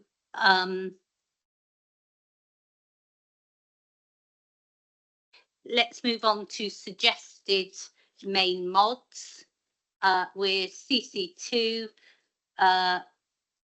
main mod 72. Does somebody want to just set this out? I think it's just the plan showing the. Yes. We had representations from and meetings with South Downs National Park in relation to a number of sites that were adjacent to. And in order to better sort of understand the relationship with the South Downs National Park, they suggested that we show where the boundary is on inset maps and the overall site plan. Yeah. Sort of for the relevant sites. CC2 is one of them, as is the next site, CC3, and also sites in other locations, which we've already talked about.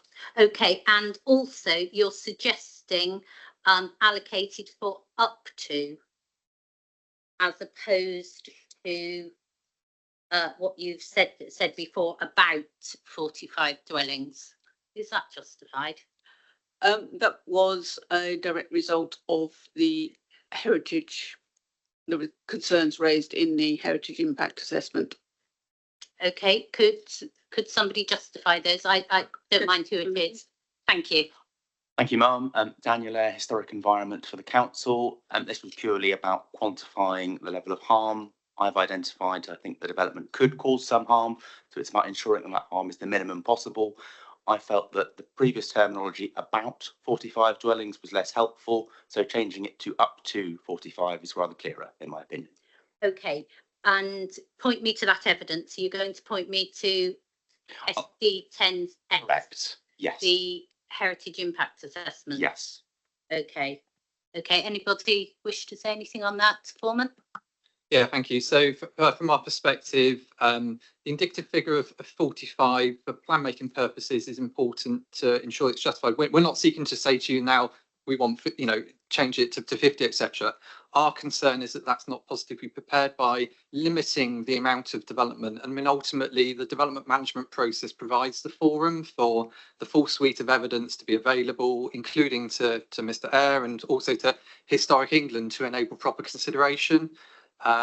So it's kind of like, what reasons do we have today to preclude 46 houses, for instance? So we talked a short time ago about density was discussed. So this site, 45 dwellings, is 19 dwellings per hectare on this site. So it is low density. The adjacent development at Sandyfields Lane, which is to the southeast, is 30 dwellings per hectare. There is potential scope, even with a few extra dwellings on the site, which could be possible through it being described as about to be assessed through development management process, to still be low density and to still be consistent with the significance listed buildings. So it's just about if I don't see limiting a consummate development at this stage to being positively prepared. Understand. Okay. I understand that. I'll take a view on that. Okay, let's move on to the next site. It's CC3. This is the site to the north on Main Road. Indicative capacity 35 dwellings. It's a new site allocation. Again, you've got very similar constraints, Southdown National Park and Colden Common.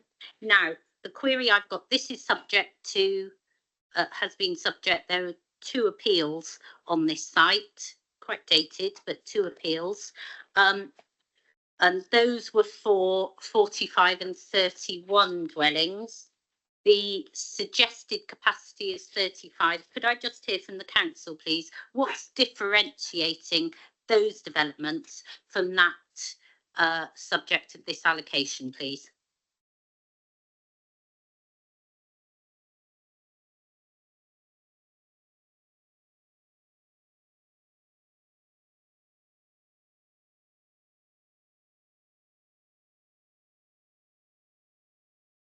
Sorry, have I thrown a bit of a curveball there?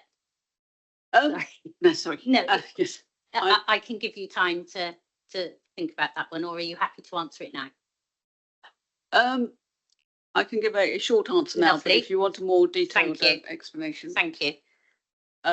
Obviously, I think it's the background as well is important, in that at that time this was in the build up to the previous local plan adoption, and was being promoted as an alternative site to ones that the council, that's Winchester City Council, had allocated at that time.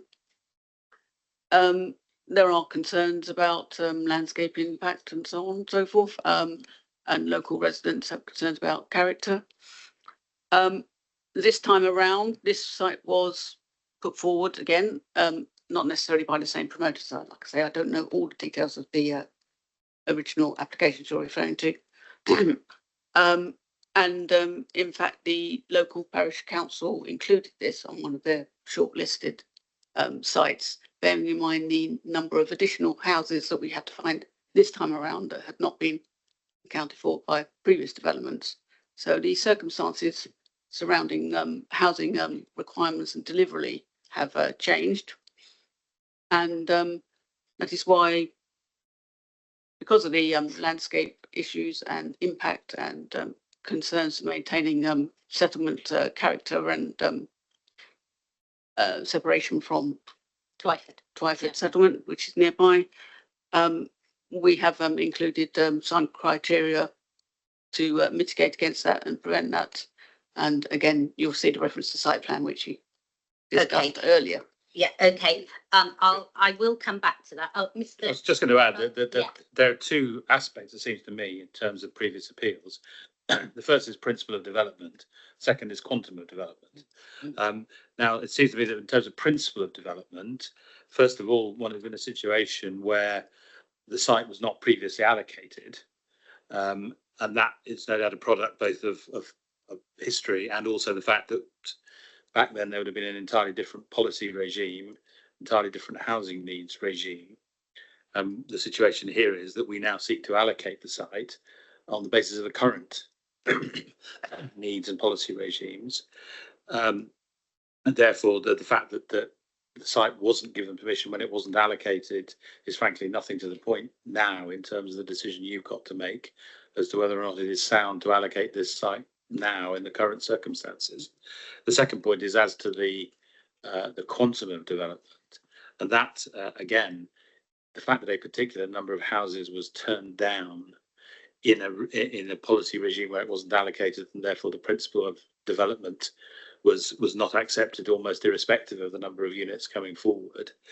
You simply, again, in my submission, simply have to assess the soundness of the methodology that we've applied in arriving at the indicative number on this occasion. Yeah, get that. Okay. So that inspector findings with regard to heritage, with regard to character and appearance, Southdown National Park, and character and appearance, which means the in particular the division, the amalgamation between Colden Common and Twyford. Could I turn to Bargate, please, on that point? Thank you, Ma'am. Yeah, what's your view on that, to please? confirm, so Bargate Homes continue to provide the site. That's the point. The 2017 appeal was two sites. There was the Lower Moors Road, which was already referred to, but in regard to the main road, it is a rather helpful decision in the sense that it was a good site at the wrong time. The presumption in favour didn't apply, and that's how it fell down. The strategy was there. It wasn't their site at the time. It wasn't in the settlement boundary. There was a good housing land supply at that point. Yeah. It's a very useful appeal decision because the council didn't put any heritage evidence there, so heritage matters were dealt with adequately. Landscape and all of the suite of matters. So it was, I would describe, a matter of principle. Good site at the wrong time. Okay. Okay, I can refer to that should I need any more help. So thank you for that. So it's the same question. What evidence do you have to underpin site capacity on this site? Yes, thank you, ma'am. As before, again, it was the Sheila methodology that we have used throughout the plan, and in respect of new allocations. And again, on this particular site, obviously, as already been alluded to, there are a number of issues or constraints, however you like to phrase it, that have been raised previously, and are of a concern locally. And also, so we had the heritage impact assessment also, as you know, beg your pardon, ma'am, heritage impact assessment did not look at this site, but we did have an opinion from the county council, and our own heritage officers also double checked that to ensure that the site could be developed without significant impact. However, it needs to be sensitively designed, and similarly in terms of the separation with the adjacent settlement to Twyford, and again in terms of impacts on South Downs, visual impacts on South Downs, which is why we have gone to the initial site plan criteria. Okay, I can see that. I can see. However, not necessarily affecting the capacity because the whole area of the site is quite large, so there may be some room for different alternative layouts to be explored. No, I understand that, and I can refer to that appeal as a baseline. Okay, thank you for that. Anybody else wish to say anything on that? Let's turn to any mods. Have you suggested any mods on this one? There's no mods. Okay, let's. Oh, sorry, only in respect to the South Downs boundary. Is also. Okay, that needs to CC3. No, it needs to be in the schedule. I beg pardon, I maybe get carried away. I thought it was. I believe it is. Okay, just check that and give it an number. Now, if you're inserting one, you know, and it's going to muck up the number, keep the number. Yes, it is there. Oh, is it? It's in the maps at the back. Oh, okay. So we had that discussion when we were on about where we can put these maps, so we put them at the back of the main mods. So.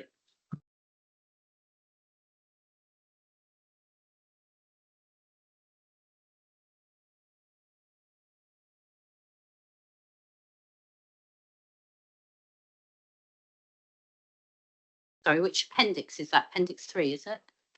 Yes, ma'am. Yeah, thank you very much. Okay, let's move on to CC4. Now, this is the site on Church Lane.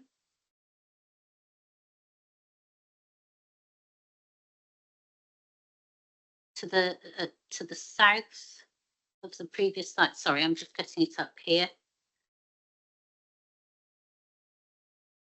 Just by Brickmakers Road.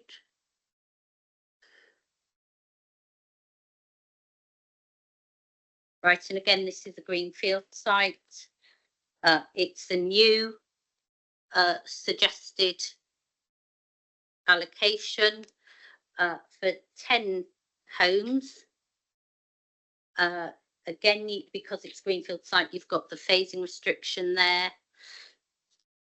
You've got listed building nearby, Keeper's Cottage. Again, could I please have a map for this site indicating where Keeper's Cottage is?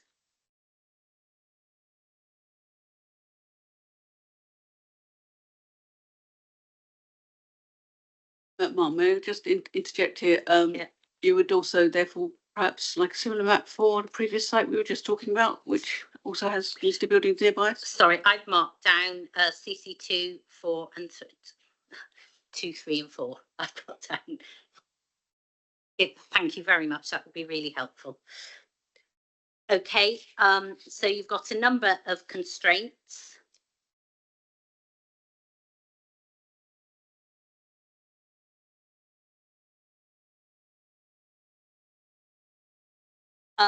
So particularly that of listed buildings and ancient oak trees. Could I ask for a comment on that, please, in relation to 1, the principle of development, and 2, the suggested capacity for 10 dwellings? Because what you're saying is, what you're suggesting is a continuation of the frontage development along the road, isn't it, effectively? Yes, that's correct. As you'll be aware, we started our assessment with the initial Shillard approach, but we also had regard in this particular instance to the character of the surrounding area, in particular the rest of the buildings on that side of Church Lane. Is it on the opposite side? And on both sides, big one, the existing development on that side, the south side of Church Lane. Okay. And the development on the north side of Church Lane, which is probably at a higher density. So we made a judgment on that, a planning judgment as to what the site capacity could be.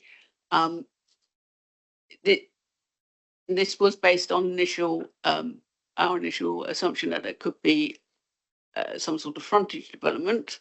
However, the site does go a reasonable way back, and the developer has recently submitted a indicative plan for development of 9 dwellings to ourselves, which doesn't actually include frontage development. includes an access, so thus maintaining all of the trees virtually on the frontage and developing slightly behind that.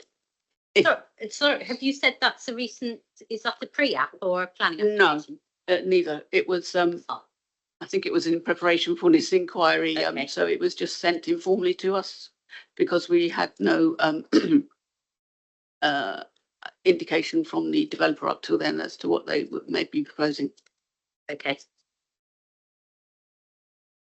Okay, what would be helpful to me if I could just ask for the same assessment as I asked for on I can't remember where it was, the first site that we were dealing with, for a quick density check around on the density in the locality there. You referred both to the frontage development to the south and the north of Church Lane. That would be very helpful to me. Yeah, we can certainly add that. Thank you. Thank you. And are you suggesting any mods apart from the South Downs National Park? Please. Actually, the South Downs National Park won't be on this one because it is quite some distance away. It's on the other side of the road. However, there is a modification in terms of water infrastructure, which my colleague can tell you about. Sorry, I'm just getting a bit confused. Supporting the update to, I'm just looking at MM73, update maps to include the boundary of South Downs National Park, but you're saying that's not required. I'm sorry, that appears to be an error. I think that was because there was more than one map in Colton Common being updated. Okay. So I'm sorry. Okay, that's fine. That's fine. And then you've got 1480, paragraph 1480. You're suggesting a change there? Thank you, ma'am. That's correct. That's a result of the work that Southern Water is progressing in relation to an infrastructure project. In fact, in terms of the supply pipeline between Havant and Otterbourne, through previous discussions during the progress of the local plan, Southern Water identified that the land adjoining 85 Church Lane was being located within the preferred corridor, and therefore that particular criterion within the policy was included to ensure that Southern Water could gain access to the infrastructure. However, Southern Water have now confirmed in their statement of common ground that the refined route for the draft order limits now entirely avoids the site, hence the reason for the deletion.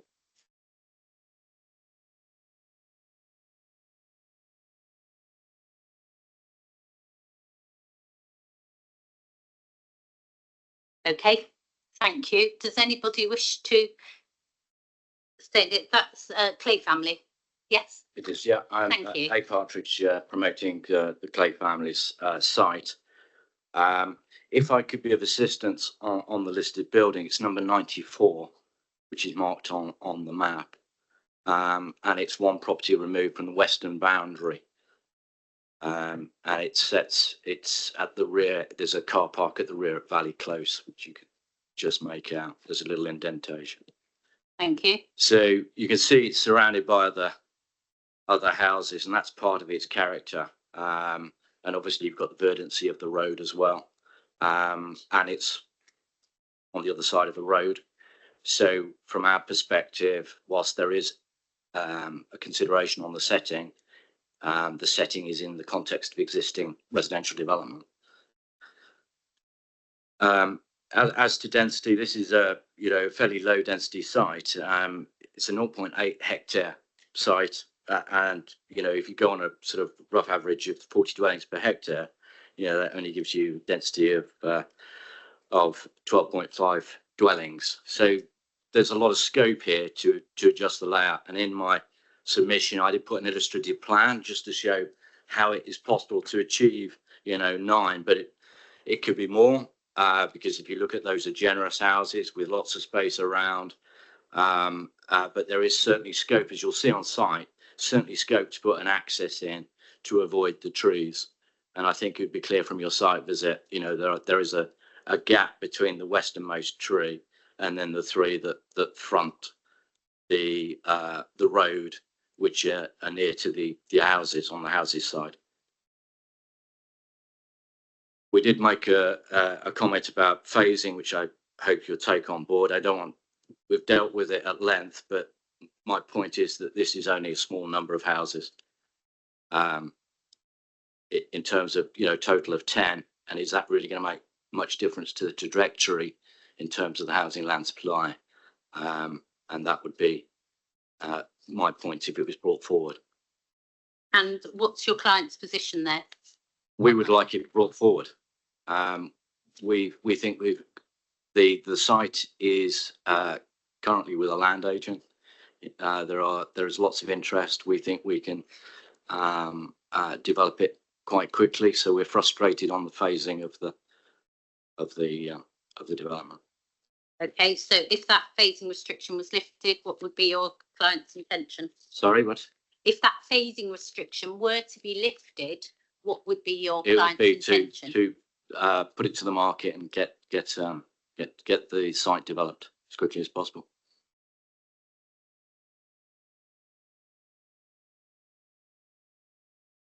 Thank you. Thank you. Okay. Bargate? Thank you, Mum. Just picking up on the phasing, there was a point on phasing, a nuanced point about with the Clayfield Park site being delayed further. I think that further undermines the reasoning for holding back good sites that are ready to go, and likewise Bargate homes are ready to go with the main road site. So that just further undermines the sort of principal comments that have been discussed otherwise on the phasing. Understood. Okay, thank you for that. Let's move on. I'm going to move on to Kingsworthy now.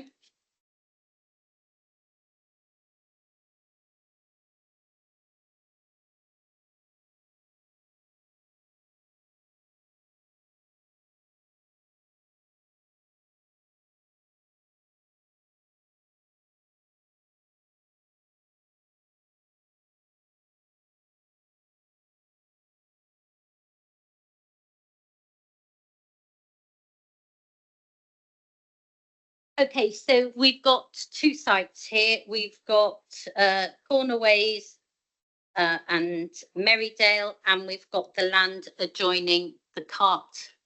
Is it Cart and Horses? Yes, Cart and Horses public house. So if we deal with the first one, this is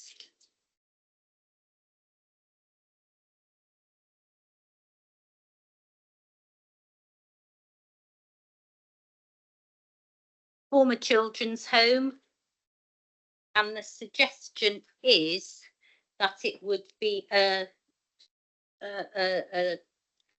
extra care.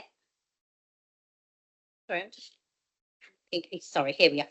Extra care with an indicative capacity of 45 dwellings. So that's 80 to 100 beds, extra care beds.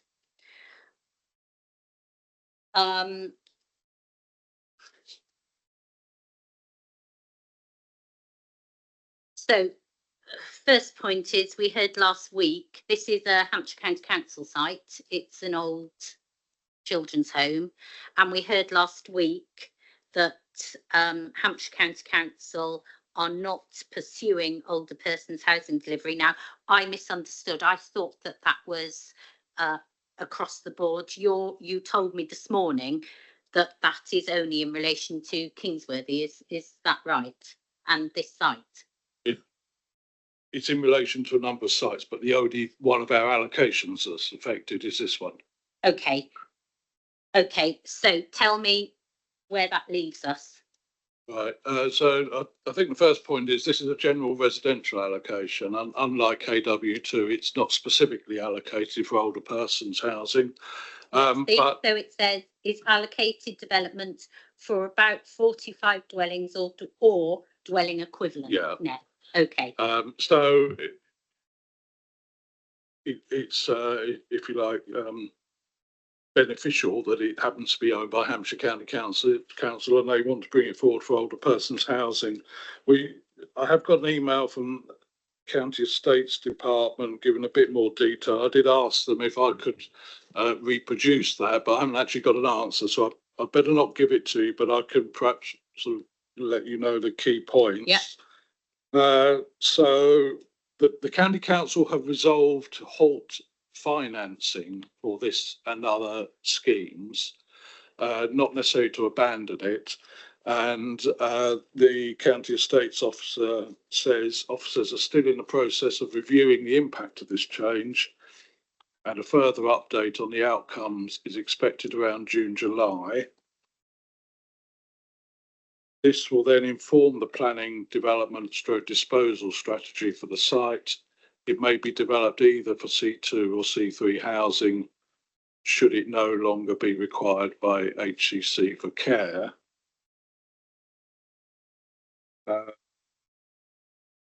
Given this, I believe the estimated completion date for either C2 or C3 development should be between April 2028 and March 2031. And what is it at the moment? So at the moment,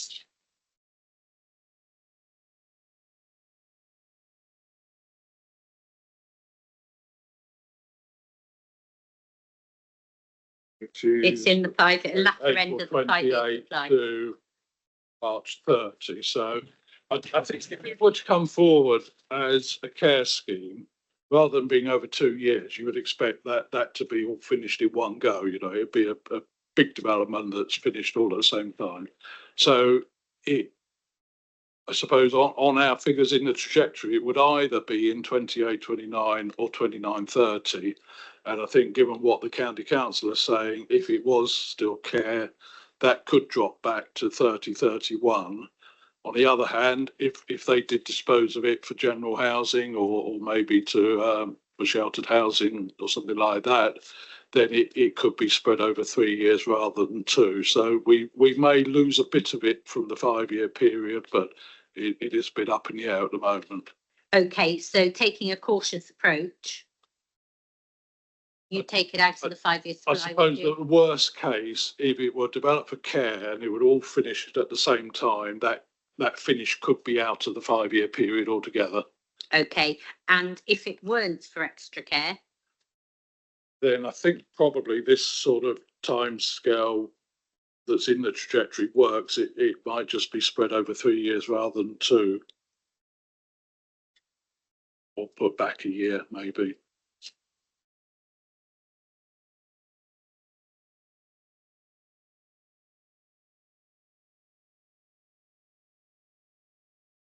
Okay, does anybody have anything to say on that? Sorry, before I go to the table, I'll just deal with the other queries I had. So KW1 as a KW1 little one as a brownfield site, there's no restriction on phasing of development. You feel strongly on that? I think just to make that clear, we haven't got a strong view one way or the other. Whether it stays, it could go to the explanatory text, or maybe it doesn't need to be said at all. Okay. Okay, I'll come to a view on that. And you've dealt with the delivery from 27, 28. Indicative capacity, how was that? Are you going to refer me to the Sheila? And For so. No, that's okay. Yeah, Sheila methodology tempered by on-site assessment And professional judgment. Trying to look in the Sheila what it was, and I've got the wrong site. But anything from Hampshire County Council, that's really what I'm getting at, isn't it? Well, I think where we've ended up is their proposal for the care home of 80 to 100, and once you apply the dwelling equivalent calculation to that, well, 45 is at the lower end of that, shall we say. I've got a calculator to work it out, but it's 1.8 care beds equals 1 dwelling equivalent. Yeah. So that's how we've calculated that. Okay. And the heritage concerns, you've got quite a few there. Conservation area close by. I mean, yes, it's near the conservation area and there are listed buildings on Church Lane. I'm not sure it extends to concerns, but I'll hand over to our conservation. Okay, it's, sorry, I'm just reading them here. Not readily appreciable from the conservation area, makes a neutral contribution. Sorry, that's okay. And then listed building, old thatch, you've come up with an assessment that it doesn't contribute. Yeah, okay, I've got that. I don't need any help with that. Okay, if I could just turn to those around the table, please. Blenheim, please. Thank you, Mum. It's Robert Mitchell from Knight Frank, representing Blenheim Strategic Partners in relation to land east of Lovedon Lane, Kingsworthy. If I just respond to the first question, should this be an allocated brownfield site? We're of the opinion that KW1, it's not necessary to allocate this as a brownfield site. It's already included on the council's brownfield register. It's located within the settlement boundary with decent sort of provision in terms of infrastructure. And regardless, neither this policy or policy KW2 will actually make any provision for housing whatsoever in the form of open market or affordable. That's assuming obviously KW1 comes forward on the premise of extra care in a village which is highly sustainable and close to Winchester city. We feel therefore it's not a positive approach to meeting housing needs on the basis both sites currently cater for specialist accommodation and just to reiterate, don't meet local housing needs. And we've already heard just now that the site belongs to the county council. That quite clearly isn't any developer interest. Financing is clearly questionable. And in parallel to sort of getting a developer sort of on board, that this is going to need to be taken through the marketing process. There are subsequent sort of legal processes in play there, and also committee cycles for relevant approvals to partner with a developer. So we clearly see delivery falling beyond the first 5 years of the plan period without any substantive sort of evidence to justify otherwise. And even if KW1 were brought forwards for residential uses, we feel that the Sheelar methodology on a sort of net to gross basis doesn't account for BNG provisions as well, so the yield is potentially going to reduce further. And brownfield sites, it's known to everybody there are often viability issues in terms of demolition and remediation. Is the affordable housing realistically going to be met on KW01 at 40%? It's probably going to be more like 10 to 15%. If you adopt 15%, you're delivering seven affordable units in a village which otherwise could be delivering so much more to meet local need.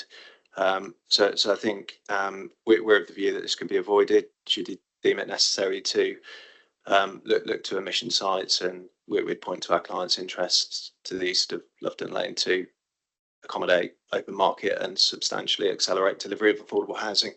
Okay, thank you very much. The point that's been made about the brownfield register and the allocation of sites that are on the brownfield register, how does one relate to the other, please?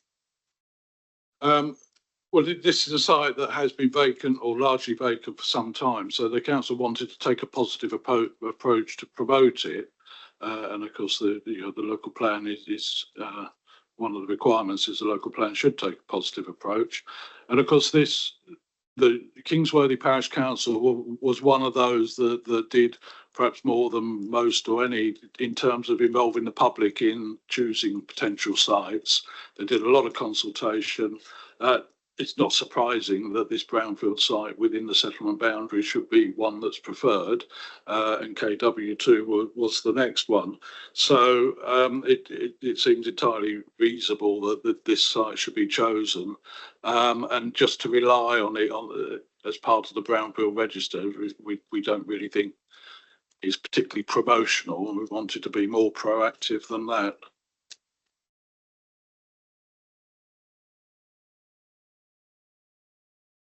Okay, I've heard the arguments on both sides. Did you want to say anything else? I was just going to add, there's nothing preventing the county council from coming forwards with an application themselves now. Get the point. Okay, thank you for that. Let's move on to KW2.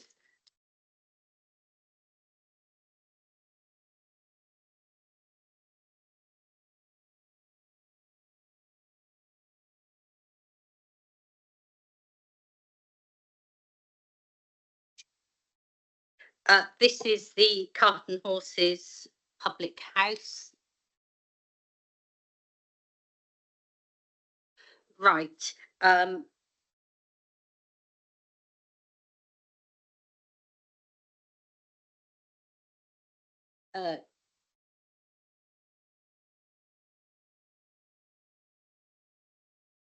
KW2, and the indicative number is 75 dwelling equivalents, and that is because you're suggesting an allocation for the development of older persons housing. And on the reason for that, you set out in the supporting text that it's particularly the location and characteristics of the site make it suited for the development of old persons housing. Can you explain that to me, please? Given what we've just been saying about the previous site, could you just explain that to me, why it's particularly appropriate for elderly persons housing? Yeah, if I go back again to the parish council consultation, at the time that was done, the parish council was particularly concerned about what they saw as a lack of places at the local school. So they were particularly keen to have some older persons housing in Kingsworthy. And the promoter of this site was happy to go along with that and promote it for that. So that would have contributed to their conclusion on what was a preferable site. It's also close to the old part of Kingsworthy, which have some services and facilities, and in fact similar in a way to KW1. It's a sustainable site for general housing, and it's a sustainable site for older persons housing as well. I would just say that on the point about whether these provide affordable housing, I mean, obviously KW1 might if it's developed for general housing, but affordable housing is one of the housing needs, and obviously NPPF paragraph 63 lists various housing needs that the local plan ought to try and accommodate, which include affordable housing and older persons. And you'll have appreciated that we don't have many older persons housing specific allocations in this plan. In fact, this is almost the only one, apart from the ones that are in those strategic sites in South Hampshire and Barden Farm. So it is in a way much harder to find a site that is either suitable or with a willing developer and landowner to promote affordable housing on than affordable. Affordable you will get on any greenfield site that you put forward. That's not to say it's any less important necessarily, but equally it's not more important, and it can be much more difficult to find than older persons. Okay, what evidence underpins what you've just said about the need for older persons housing? That's the strategic housing market assessment, which looks at the need for different types of affordable, of older persons housing and affordable, and shows a substantial need for that.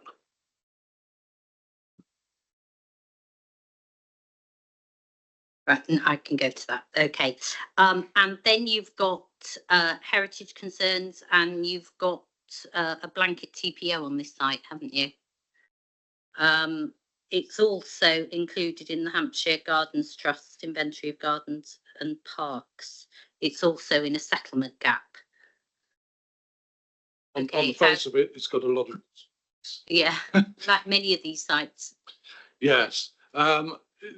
heritage, I'll leave my colleague to deal with in detail if you want to go there. But again, it adjoins the conservation area. The nearest listed building is the pub itself, the Card and Horses.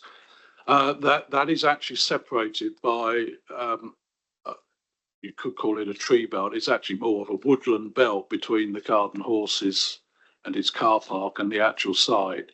So there is a hefty area of woodland there, which we would expect to see retained. In terms of the woodland, there is a blanket TPO over the whole site, although in fact there aren't trees over the whole site at the moment anyway. Originally, when we were looking at this and when the site promoters were looking, we were thinking, well, the obvious place to put development is close to the existing settlement near the Cart and Horses in terms of, structure of the settlement. But actually, that's where most of the trees are. Now, most of them aren't of particular value in terms of landscape or their age or their quality. There is a detailed tree survey that the promoters have done that identifies what is and isn't so important.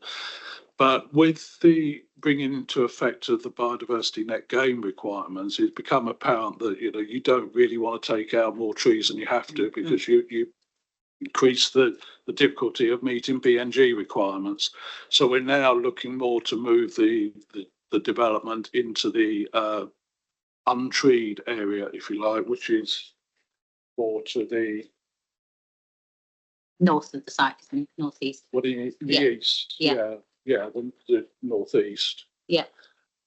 The site promoters have they put in a pre-application consultation, particularly to get a response on trees, but that also covered heritage and landscape and so on. And in the light of that, they've drawn up an indicative scheme that puts most of the development in that more eastern area. That had a capacity of 83, 3 bungalows and 80 sheltered dwellings. We've basically taken a conservative estimate of that, and I know they're now promoting a higher number. We think probably a higher number could be accommodated, but we haven't necessarily seen anything that satisfies us, so that's definitely the case. Okay. And heritage concerns? You, Mum. Heritage issues? Yes, so we don't believe that the heritage presents an overriding issue to preclude development on this site.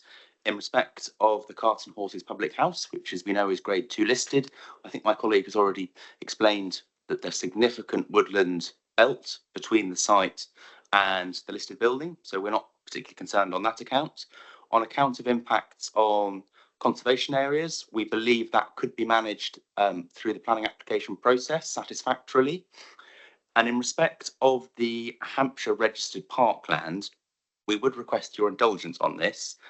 Since the start of the local plan hearings, we believe the Hampshire Gardens Trust may have removed this from their register. However, they have not communicated that to us in person. We are following up with them to clarify that, and would look to change that in the supporting text of the policy if necessary. Either way, even if this site remains a Hampshire registered parkland, we don't believe that presents an impediment to allocating this site for development.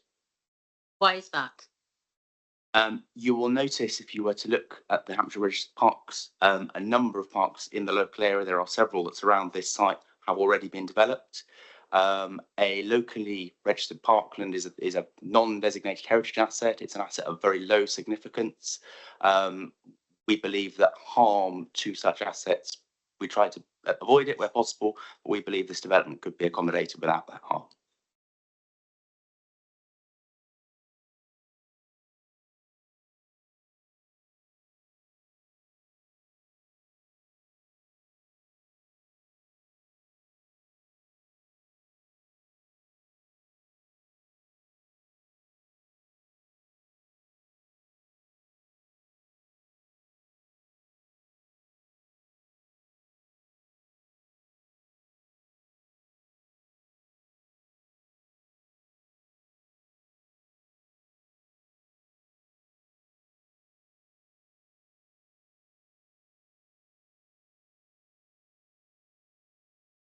Thank you for that. Thank you.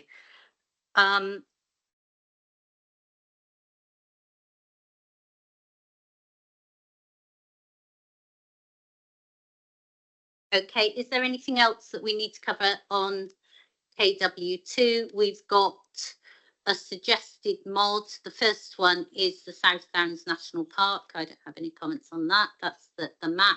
The second one is clarification on development should be designed to avoid harmful impacts on their setting and the national park. This is in relation to conservation areas and listed buildings to the south. I was just adding in reference to the national park at the National Park Authority's request. Okay, and so and the listed buildings to the south that you're referring to, that's the public house, is it? That's the only one. Okay, that's fine. Thank you for that. Anybody wish to say anything on this?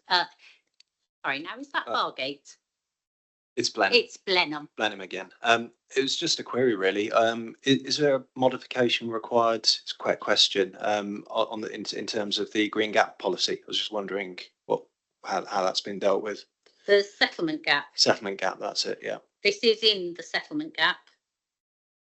Yes, the changes that we proposed to the policies map would take this and all the smaller site allocations out of the countryside and a gap if it's in one and put it within the settlement boundary. Yeah, which will be dealt with at NE7, is it the settlement gap policy? Yeah, okay. Okay, thank you. Mr. Miller, Anchor Properties. Good afternoon, Mark. I'm the promoter of this particular site. Just thought I'd pick up on a few things that Mr. Opicich has commented on. Firstly, a bit of history. We've been talking to the parish council about this site for about a decade, and everything that Mr. Opicich said about the reasons for elderly persons accommodation all stem from concerns about impact of open market development on the primary school at the time. We act on behalf of the landowner, and the landowner is quite happy to bring forward an older person scheme for which the NPPG says there is a critical national need. So part of the reason for that is that it ties in with national policy. In my experience, allocations for specific elderly person schemes are quite rare nationally. So this is, well, it's not, it is unique to Winchester's local plan, but it's quite rare nationally.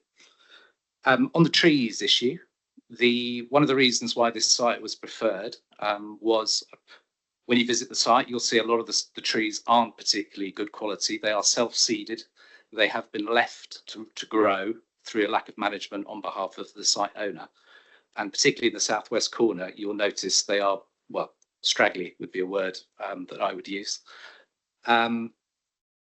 So when we started looking at our design for the scheme has evolved over time. We started in the west. Since April last year when we had our pre-app, we've started looking at the open space to the east because of biodiversity net gain. The scheme that we've put in the back of our statement is an architectural-led scheme, not a landscape-led scheme, because we needed to try and get a handle on what the site could accommodate. So it was a first stab at trying to do a biodiversity net gain metric, looking at viability, looking at how everything could hang together in order to meet policy. It's the start of a detailed design process, which we would continue through pre-application discussions. We are talking in the background with operators of later living schemes, and there is significant interest in this site. So we're not concerned about deliverability. We have made our own representations about numbers. We tested a number of options last year, ranging from 83 to 128 units. There is an argument. If you are looking for additional units, we think we can get additional units on the site, but we have got this balancing act between BNG, viability, and numbers. But at the moment, we're comfortable with what's in the plan. My final point just refers to the phrase equivalence. We've always had an issue with the word equivalence related to later living accommodation. I think it's a hangover from when we had a care home on the site. So the use of equivalents in 5-year land supply terms. It's when you discount a care home in terms of the number of units that would contribute towards the 5-year supply. If we were doing later living, a C3 later living scheme, we believe that we wouldn't need the equivalent part of the policy and that we could just deal with 75. We've made representations on that elsewhere. I'll leave it there.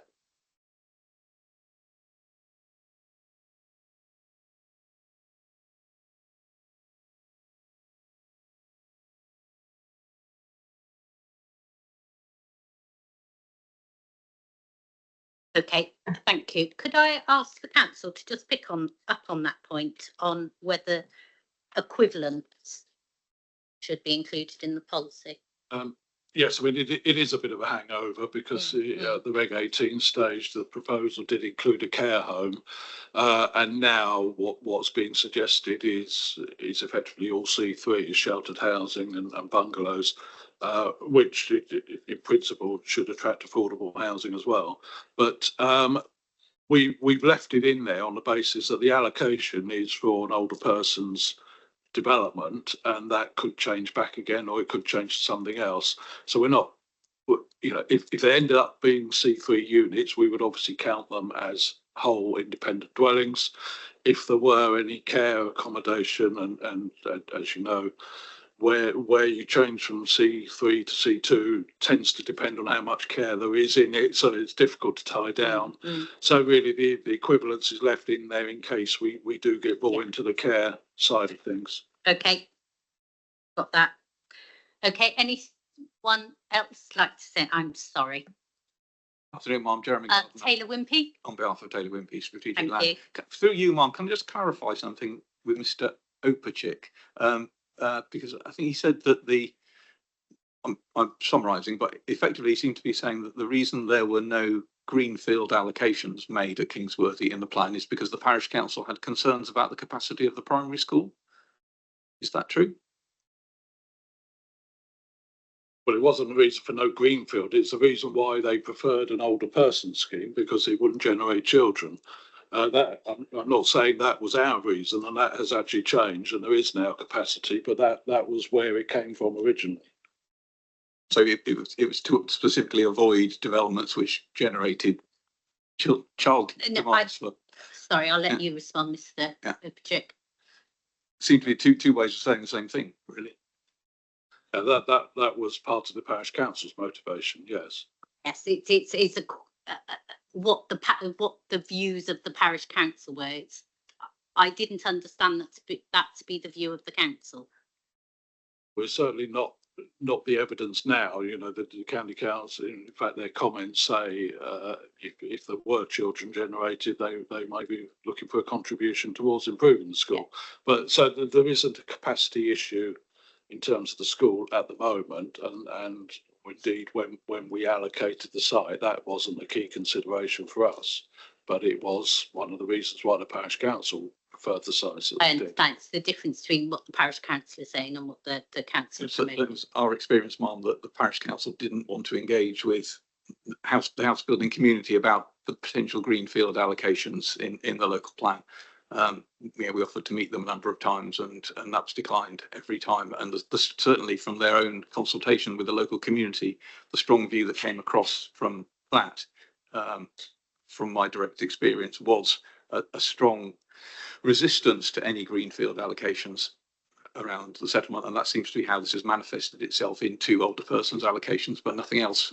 In effectively what is a suburb of Winchester, one of the more sustainable parts of the district, Kingsworthy functions as a suburb of Winchester, and it's very surprising to us that there are not more allocations of land at Kingsworthy. The site that Taylor Wimpey promoted on on Springvale Road, on the on the western side of the settlement is not just housing, it's a large area of open space to try and balance the amount of recreation space available, but that hasn't thus far been given any weight as far as we can see. Okay, can the council just explain what they did with the preferences of what's, I think we've been through this before, but what the council did in assessing the preferences of the parish councils? I mean, first of all, this is a greenfield site as well, so I think we would say that any buildings that may have been there years ago have now merged into the natural environment. Yes, the parish council, before they did their consultation, they did actually talk to us about what would be reasonable questions to ask. What are the sort of considerations that they should ask about when looking to select sites? So we sort of gave them the sort of issues that we would look at, landscape and transport and so on.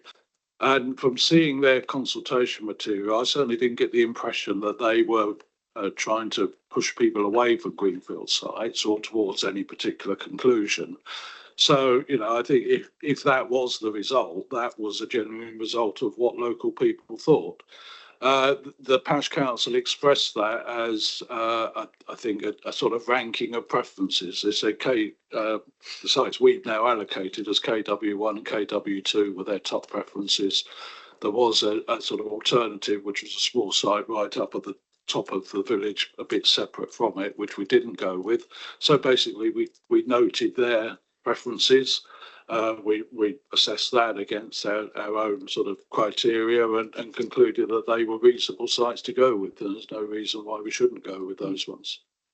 Sorry, but the point is that you assess them against your site selection methodology, regardless of. And of course, they were assessed in the IIA. They, in some respects, they may not have come out as well as some other sites, but in others, they will have performed better. Okay, I understand. Okay, thank you. Let's move on to Swanmore, please. We have an allocation now. This is the Lakes SW1, 100 dwellings, indicative capacity for 125. Sorry, I'm at the wrong one.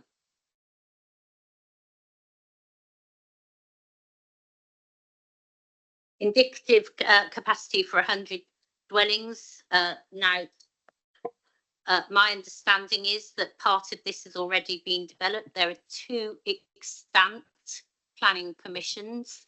Can the council update me on the position here? Yes, certainly, ma'am. As you say, there are 2 extant planning permissions. Yeah. One is, excuse me, just shuffling papers here.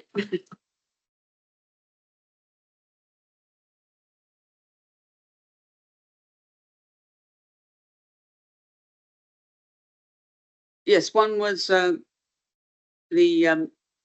reference on your updated trajectory appendix refers to the 2 planning permission on this one. Most recent planning permissions for Persimmon Homes, which is the one from. Sorry, okay. Yeah.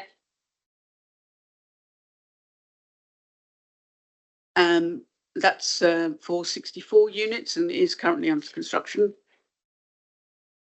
An adjacent site, which is a smaller site, at Belmont Farm, has a 2021 reference, granted in 2024, was for 19 units, and that hasn't yet started.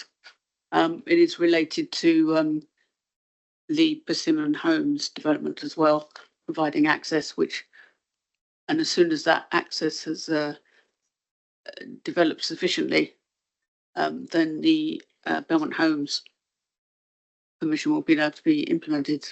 Okay, so that's 64. That's the 64 and the 19. That's correct. And then. So that adds up to the 83. And part of the. Then we've got the 17, which that's right. We have the 17 left, on which we have had some pre-application discussions. I'm sorry? We've had some pre-application discussions on that. And they've been quite recent, I believe. And that's included in the 5-year supply. Sorry, I'm just confused about the 2 sites. Yes. And one of them, the site to the east, Persimmon, has been developed, and we've spoken about the next one. What's the other site then? I'm sorry, I didn't quite catch the What, last bit. sorry, what's the other site to the west? Right, okay, at this level, it's quite hard to see, but if you one was to zoom in more closely, you would see, I mean, there's this area is quite a large area and it's been developed by a number of different promoters. The Persimmon site, if you look at the overall site. Yeah, the Persimmon site is to the west, isn't it? So this is, Yes. sorry, yeah, so this is part of a much larger allocation where Yes. the eastern part has been previously developed and we're just talking about the western part. That's correct, yes. Okay, sorry, I'm clear about that. Okay, I don't have any further questions there.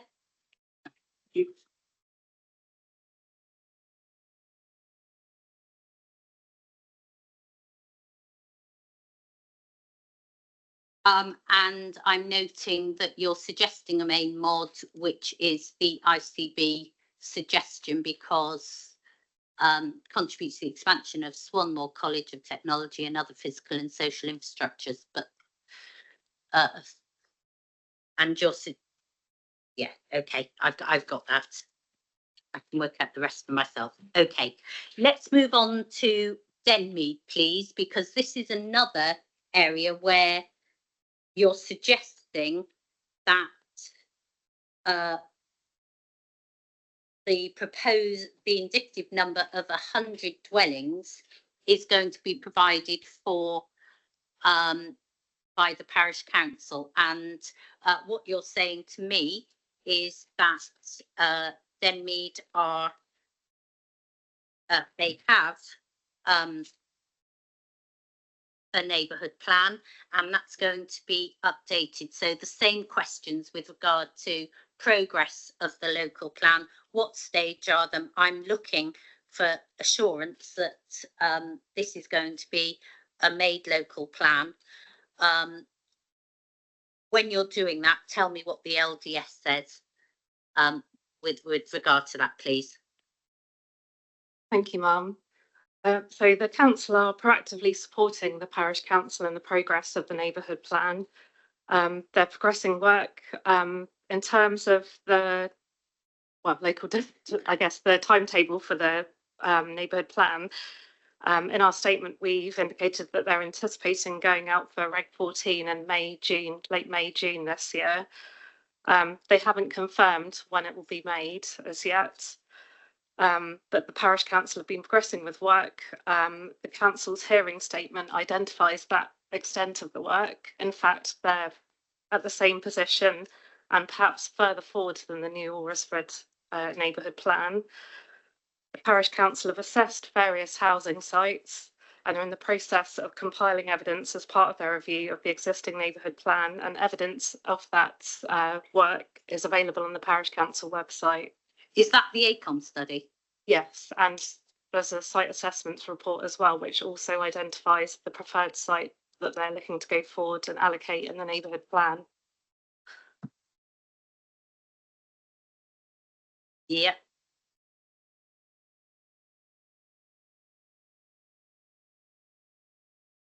So what's the suggested date then for a made local plan, neighbourhood plan? There isn't one yet, but they've confirmed that they're progressing to Reg 14 imminently. Remind me, Reg 14, what stage is that? That's the draft plan. The Reg 16 stage is the sort of the pre-submission plan if you're going to compare it to a local plan as such.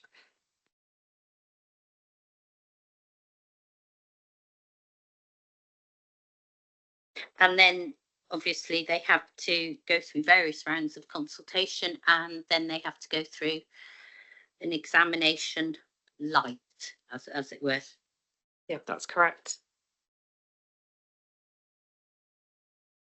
Okay. So that's Sorry, if I could just add. Yes, please. I think with the neighbourhood plans, the hardest part is actually trying to find out which sites you actually want to go for and getting community engagement. Denmead have done that. Basically, attending various events, etc., to come up with the site selection process. Similar to New Alresford, that's the really hard part, is basically trying to get consensus on which sites. We're in a slightly different situation with Denmead. In fact, they've got obviously the only made neighbourhood plan we've got in the district at the moment. So they're starting off from a bit slightly better base than New Alresford in terms of basically they've got an existing made neighbourhood plan. All they're doing is basically reviewing obviously the policies they've got in the plan at the moment, and obviously including housing sites. So they are starting kind of slightly ahead of New Alresford in that respect. Okay, what assurance can you give me on the capacity that is within the area, please? In terms of the capacity, there are a number of suitable sites available for allocation in Denmead, as we previously heard in Matter 2 and Matter 5 hearings. They're justified by the Council, Sheila, and also the assessment hierarchy background paper. The site assessments in the IIA summarised in the development strategy and site selection paper do not result in any particular concerns that sufficient suitable sites cannot be identified for development, and the Council's wider infrastructure and transport work summarised in the IDP and the strategic transport assessment has not highlighted any particular concerns with achieving this level of development. The Parish Council has undertaken a site assessment which identifies a preferred site for allocating 100 homes in line with DEN 1. So we feel that there's sufficient evidence available to justify that 100 homes. Okay. Does anybody wish to come into this discussion, please? Sorry, can you turn your nameplate so that I can see it, please? Peter Nichols, please. Peter Nichols Homes, Nichols Homes. Thank you. Helen Birch. Yes, you expressed in my QSMEM some concern about whether the Denmead neighbourhood plan would be progressed through to a made status. Peter Nichols Homes sort of share that concern, and there are 3 reasons for that, which I'll outline very briefly. So first of all, there is no timetable published setting out when the neighbourhood plan is expected to be made. The last published information was 2022. There's a suggestion through one of the parish websites in the meeting records that it might be May of this year, which ties up with what the council's sort of suggested for the draft plan to be consulted on. But if you look back to the 2022 timetable, you'll see there's already some quite significant delays, they're apparent already. And as sorry, if you look back to the 2022 timetable that's published by the Neighbourhood Plan Group on their website, they were suggesting it was going to be submitted, I think it was October of last year. So we're looking at significant delays given that we haven't even got to the draft stage yet. So that was the first concern that we had. The second was in relation to procedural irregularities. So we'd had the website notes that members of the public had expressed concern about some of the steering group members having financial interests and could benefit from designation of the land for development. And those concerns were shared by the Parish Council and also by Winchester City. And as a result, discussions, those members who had those financial interests were removed. And then they were looking for new members, which I understand they have now found just recently, around December time. But that doesn't sort of remove the issue that those members who had the financial concerns were sitting on the steering group, helping to inform decision making about the early stages of the plan making. And then the third point, we also just want to raise that we feel that there was unjustified exclusion of sites by the steering group when they were considering sites. Now, I appreciate you're not examining a draft plan, neighbourhood plan, that's still to be published. But just to highlight that those concerns will no doubt be raised during the process of that plan, ultimately when it gets to examination, assuming that it does, that could result in delay or also derailment of the plan, which then again, we've got significant issues in terms of coming forward in an appropriate and timely manner. Okay, thank you very much for that. Bargate, please. Thank you, ma'am. I agree with many of the points covered, so I'll just concentrate on the additional elements.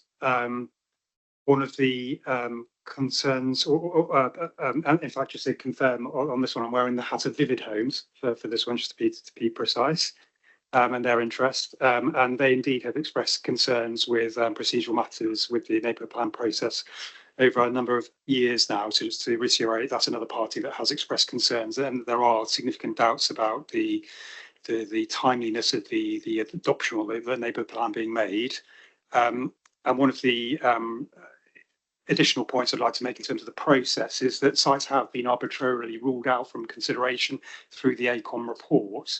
And through you, I'd like to check with the council, if we may, why have sites, for example, in the settlement gap not even been assessed when there is a changing policy background in the local plan regarding the settlement gap policy, which of course will come on to matter 14, so there is no overlap I'm conscious of there. But in terms of availability and capacity, there is a greater capacity in Denmead than even is being identified now, and we are concerned that some decisions being made because of perhaps a lack of strategic governance of the neighbourhood plan, if you like, or direction from the local plan, is meaning the decisions are potentially missing full consideration of sustainable development opportunities. And even if that's justified at this stage, it is, if the neighbourhood plan goes forward and locks in this process, it's going to make it very hard work for the local plan review to then bring in sustainable development to a location like Denmead that is a sustainable in the hierarchy. There are implications that decisions that are being made now for the future review and meeting the higher housing numbers that are coming down the road quite quickly. Okay, thank you for that.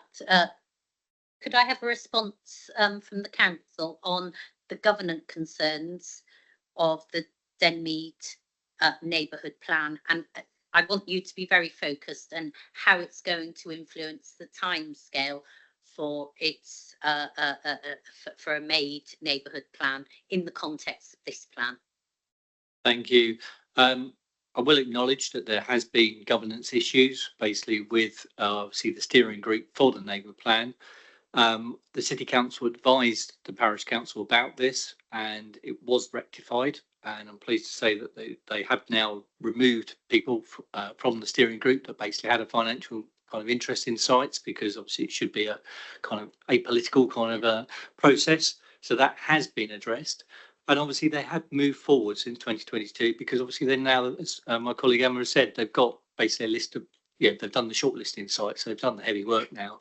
So the governance issue, it was a point that we raised with them at various meetings, and it has been addressed. But unfortunately, obviously, we can only steer and encourage people to do obviously the right process in terms of neighbourhood plans. And like I say, when it was brought to our attention, we certainly had a meeting with the Parish Council and said, look, you've got to really look at this and basically tighten this up. And they have tightened it up on response to our request.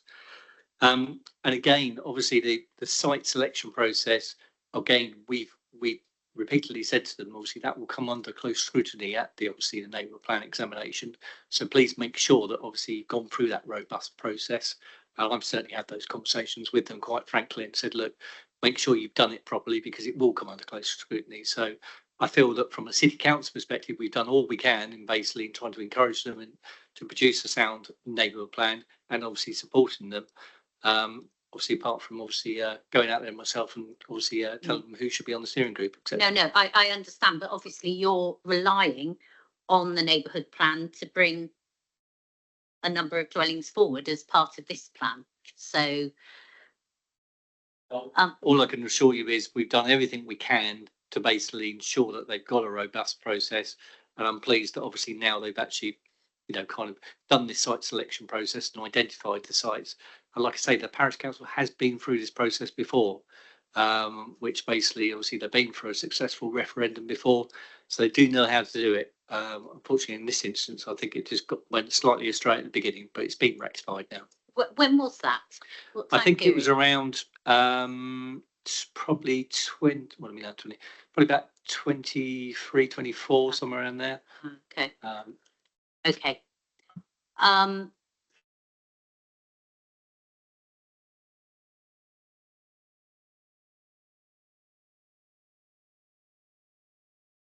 So number 3 is the matters I've already dealt with.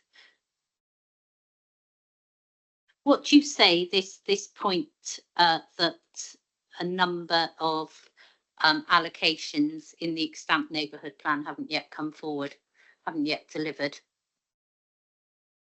How should that influence me one way or the other? Understand that there's still the indication, still the intention to deliver the homes across the 2 allocations in the main neighbourhood plan. The existing neighbourhood plan allocates, as you know, the land off Tanner's Lane and the land off Animal Road. I think, as we've stated in our hearing statement, if for any reason the neighbourhood plan does not progress, any housing shortfall would be addressed in the early review of the plan. Perhaps if I could add, when you go out to Denmead, Ma'am, have a look at what has been achieved, particularly around Carpenter's Field, because obviously there has been successful development in Denmead that came through from the result of the neighbourhood plan. So rather than perhaps focusing on what hasn't been achieved, look at what has been achieved, and obviously the adopted made neighbourhood plan. Okay, and then you're suggesting a number of amendments to that policy. That's DN1, that's MM74. That's in relation to Southern Water. Does somebody want to introduce that, please? Yes, thank you, Ma'am. That's in relation to so this is the supporting text, isn't it? That's right. That's in relation to the Reg 19 comments from Southern Water, and they've been consulted on all the allocations, including the 100 at Den 1. And the PM basically ensures that Southern Water are consulted on the neighbourhood plan in order to undertake a capacity assessment for any sites allocated in the plan to identify requirements for the neighbourhood plan at that time.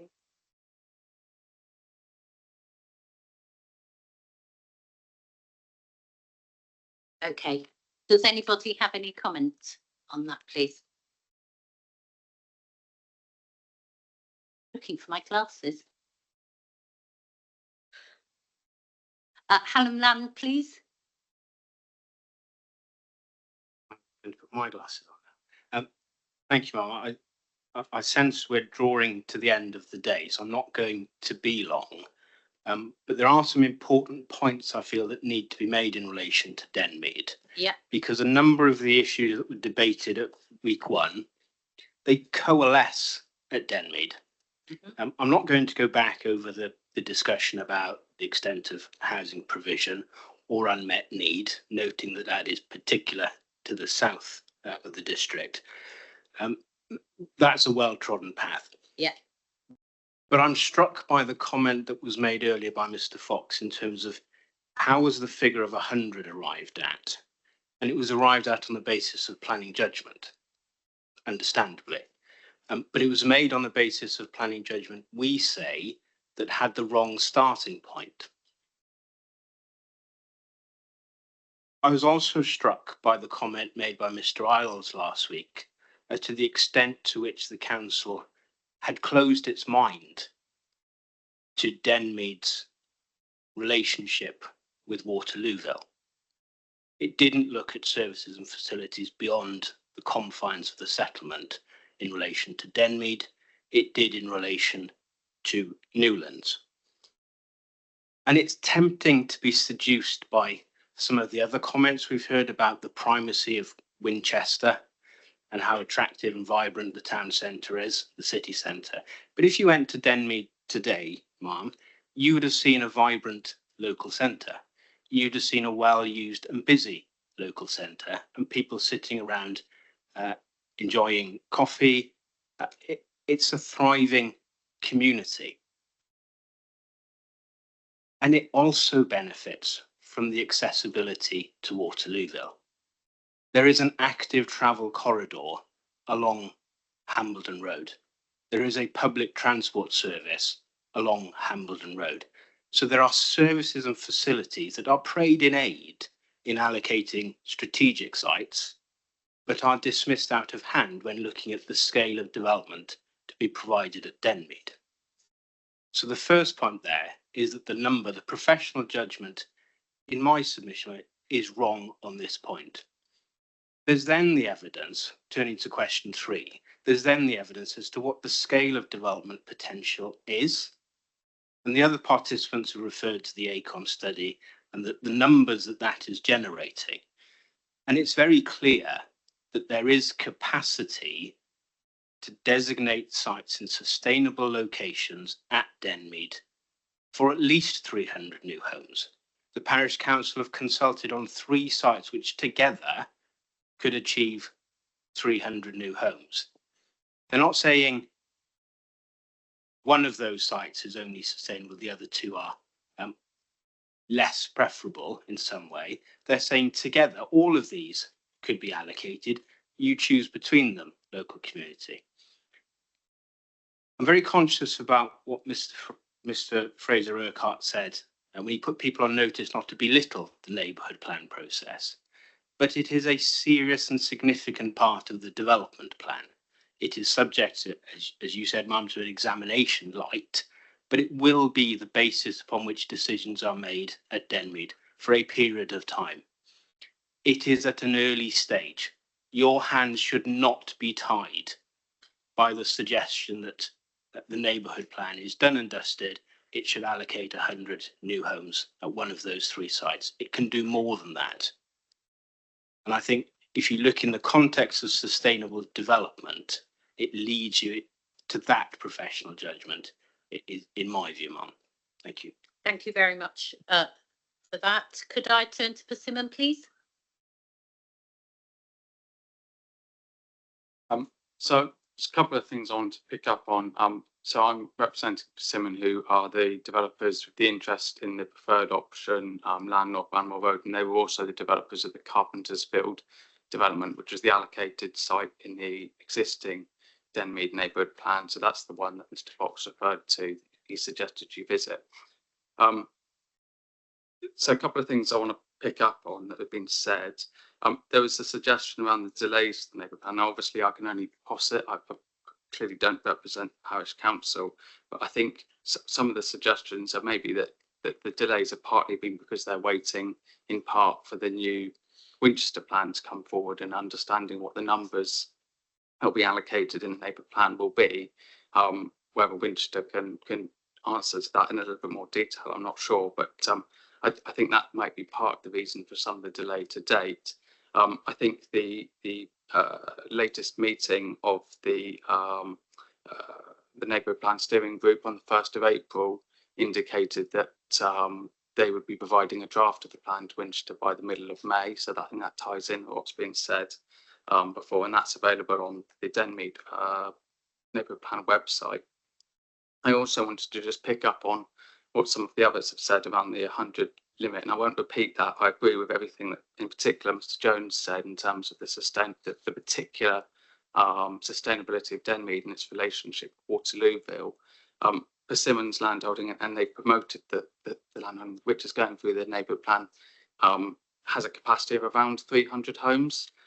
We've been quite clear through the exhibitions we attended, 5 of which run by the Parish Council last year, that the site is capable of delivering that. We are at the moment only bringing it forward for 100 homes because that's what's in the plan, but there is the capacity for them to develop that. And it's obviously a sustainable location because of its relationship to the Carpenter's Field site that's already been developed. I don't know now if it's worth just very briefly mentioning on the terms of the 2030 limit, which we don't agree with. I think it's just, I know a lot of this has been rehearsed in previous matters, so I won't go into it in detail. I think it's worth pointing out that the reasons around capacity in terms of infrastructure and also neutrality, Denmead is in a location where it's IN01, the evidence document confirms that there isn't really any capacity issues within Denmead. And likewise, it's in the East Hants catchment for nutrient neutrality, where again, the document SD10H suggests there's no particular capacity issue there in terms of the nutrient neutrality mitigation. So there's those kind of, with 2 of the key reasons. We know that the trajectory was another reason given, but which was we've gone over in other matters, but two reasons why they're suggesting that delivery should be held back until 2030, which don't stack up for Denmead specifically. Okay, thank you. Thank you very much. Bewley, please. Thank you, Ma'am. My name is Michael Nappett from BJC Planning and representing Bewley Homes, who are promoting an emission site on Forest Road in Denmead. Just wish to make 4 quick points, if I may. Just running through them very quickly, as succinctly as possible. It's very much Bewley's view that Denmead's housing figure should be at least 200, but they wouldn't object to 300 dwellings or even higher figure. In terms of comparison with other settlements, obviously I've gone into great detail in my hearing statement, but just to, without boring people with the numbers, Denmead has a score of only 1 point lower than Wickham and higher than Kingsworthy and Colton Common for services and facilities. It's got a far higher, greater population than the other settlements in the market towns and rural areas. It's got far greater number of Shelar sites, including 15 that join the settlement boundary. The consequence of that is that a greater number of dwellings can be provided in Denmead and help to Winchester to deliver the houses that they require.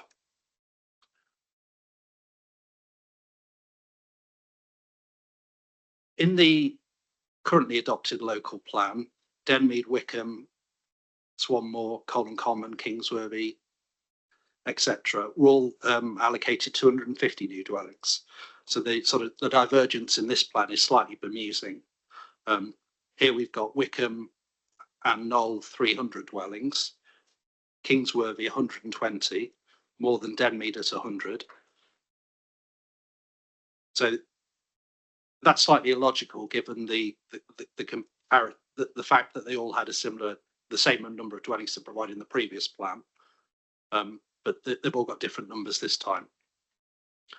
Just moving on to the steering group meeting, my colleague has advised that the steering group meeting on the 1st of April did indicate that the draft neighbourhood plan would be submitted to Winchester, but it didn't provide any details in terms of the consultation or the Regulation 14 stage. We don't know, there's no timetable published anywhere in terms of the consultation and the submission of the final version, the examination, and no indication as to when the neighbourhood plan is likely to be made. On the procedural irregularities, I share the view of others. I think the fact that certain members have been removed that were involved in promoting certain sites and who had interest, I think it might have been a case of after the horses has bolted, because a number of decisions have clearly already been made in terms of which sites were favoured. So the damage may have already been done there. And a very minor point, I'm also dealing with the one of the remaining allocated sites in the current made neighbourhood plan. So wearing a different hat on behalf of the promoter of that site. A planning application was refused at the planning committee last December, and there is an intention to lodge a planning appeal in the next few weeks once eDNA testing has been undertaken for great crested newts on some ponds in the vicinity. So that site, there is an intention to bring that site forward, and that's the site on Tanners Lane. In the neighbourhood plan, it's allocated for about 20 dwellings. The planning application was put forward on part of the allocation for 11 dwellings. Was going to be 12, but quite late in the day, a requirement for a pumping station cropped up, so it was reduced to 11. The site is in one ownership, and a master plan submitted as part of the planning application has indicated how the residual parts of the allocation could be developed at some future date, and certainly within the plan period. And a very minor issue, but in the table in the local plan under paragraph 14.84, I'm slightly bemused by the reference to remaining neighbourhood plan allocations to deliver 28 dwellings, when both sites policy 2, Roman numerals 2, is allocated for about 20, and the other site, policy 2, Roman numerals 4, is allocated for about 10. So I just query whether that should be 30 dwellings, but that's a very minor point. Okay, thank you for that. Okay, sorry, I want to make it clear, Denmead is a very important issue, and I don't want you to feel that, you know, you have to rush through it. That's why I left it until the end. So I would like the council to pick up on the points that have been made. So first point is the figure and the exercise of professional judgment. The second one is that the capacity, should an alternative approach be taken to Denmead, given the capacity that's been identified. I don't need any more help on the progress of the neighbourhood plan. I'm going to leave that. And then I do want to just pick up on H2, and you heard what was said about the issues with regards to nutrient neutrality in particular, and whether H2 and the application of H2 would be appropriate in that case. Could I just turn, I don't mind who from the council helps me with those points. I'll start, Mum, and then I'll hand over to Mr. Fox. As you noted, though, there are several points. In terms of the actual figure itself, as we previously stated in relation to policy H2, matter So two. What point are you dealing with? I'm going to start dealing with the 100 figure, and then I'll pass over to Mr. Fox. Lovely, thank you. So the development strategy and site selection proposed submission plan topic paper sets out the process for identifying sites in the local plan for each settlement. And the topic paper highlights that there are around 15 available Sheila sites with a national capacity of 1,703 dwellings. Each site has been scored against, as I've said previously, the IIA objectives. And within that topic paper, paragraph 6.21 identifies that the 5 settlements, including Denmead, is in a more sustainable location for new development and recognition of the range of services and facilities. And as a reasonable, sustainable location, these settlements were assessed to consider that they've got the potential to deliver 90 to 100 homes. So hence the reason for that particular figure. Okay, the proximity to Waterlooville, but I don't want to go over ground that's been covered. Do you have any response to that particular issue? I don't want to go. I think we've already covered it. Okay, that's fine. Could I just add the figure, because obviously the gentleman down at the end there said about obviously it's different to the local plan. Yes, it will be different to the previous local plan because obviously the housing need changes. So I don't think that's unsurprising that it's different. So each local plan, the next local plan, the figure will be different. And obviously we've covered that professional judgment. We have a different professional judgment to the gentleman's down the end. So I think that's just one of those things, really. Can't say any more about that. Okay, I've heard what you've said. And the issue with regard to H2.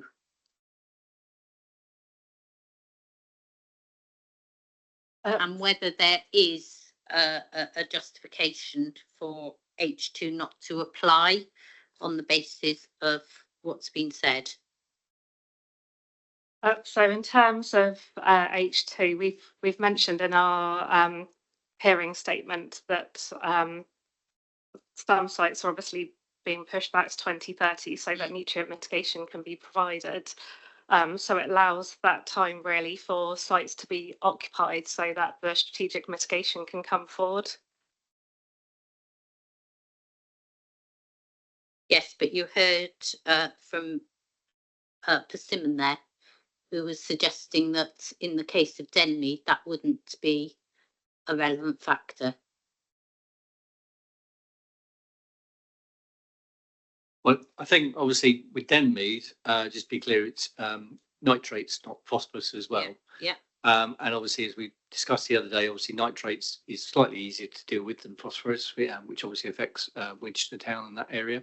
But obviously there are other infrastructure issues. Yeah. Denmead has already taken obviously some development as part of the neighbourhood plan.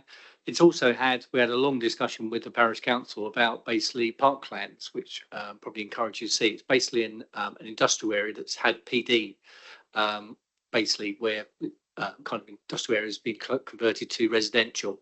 It's actually had quite a lot actually there over the last kind of 2 or 3 years. We had a long debate with the parish council about whether or not they could actually count parklands in their 100 dwellings. And it was all to do with, we said no, because of the start date of the plan, you can't deal with it. But they have had a lot of development there. And again, similar to New Alresford, they've had a lot of development recently, and it's just basically, there are other infrastructure issues along there. So we would stick to obviously the phasing policy. Okay. I've heard what you said. I don't want to pick up on anything else. Is there anything else that anyone would like to say on this matter? Okay. Thank you very much. It's now 5:30. I'm sorry that was a slightly longer session, but we did have a lot to cover. We'll be back again tomorrow morning, 10 o'clock, and we'll deal with market towns and rural areas. Any other matters that we need to cover? Okay, thank you very much, everyone who's attended. Contributions were very useful. It's now 5:30, and this hearing session is closed.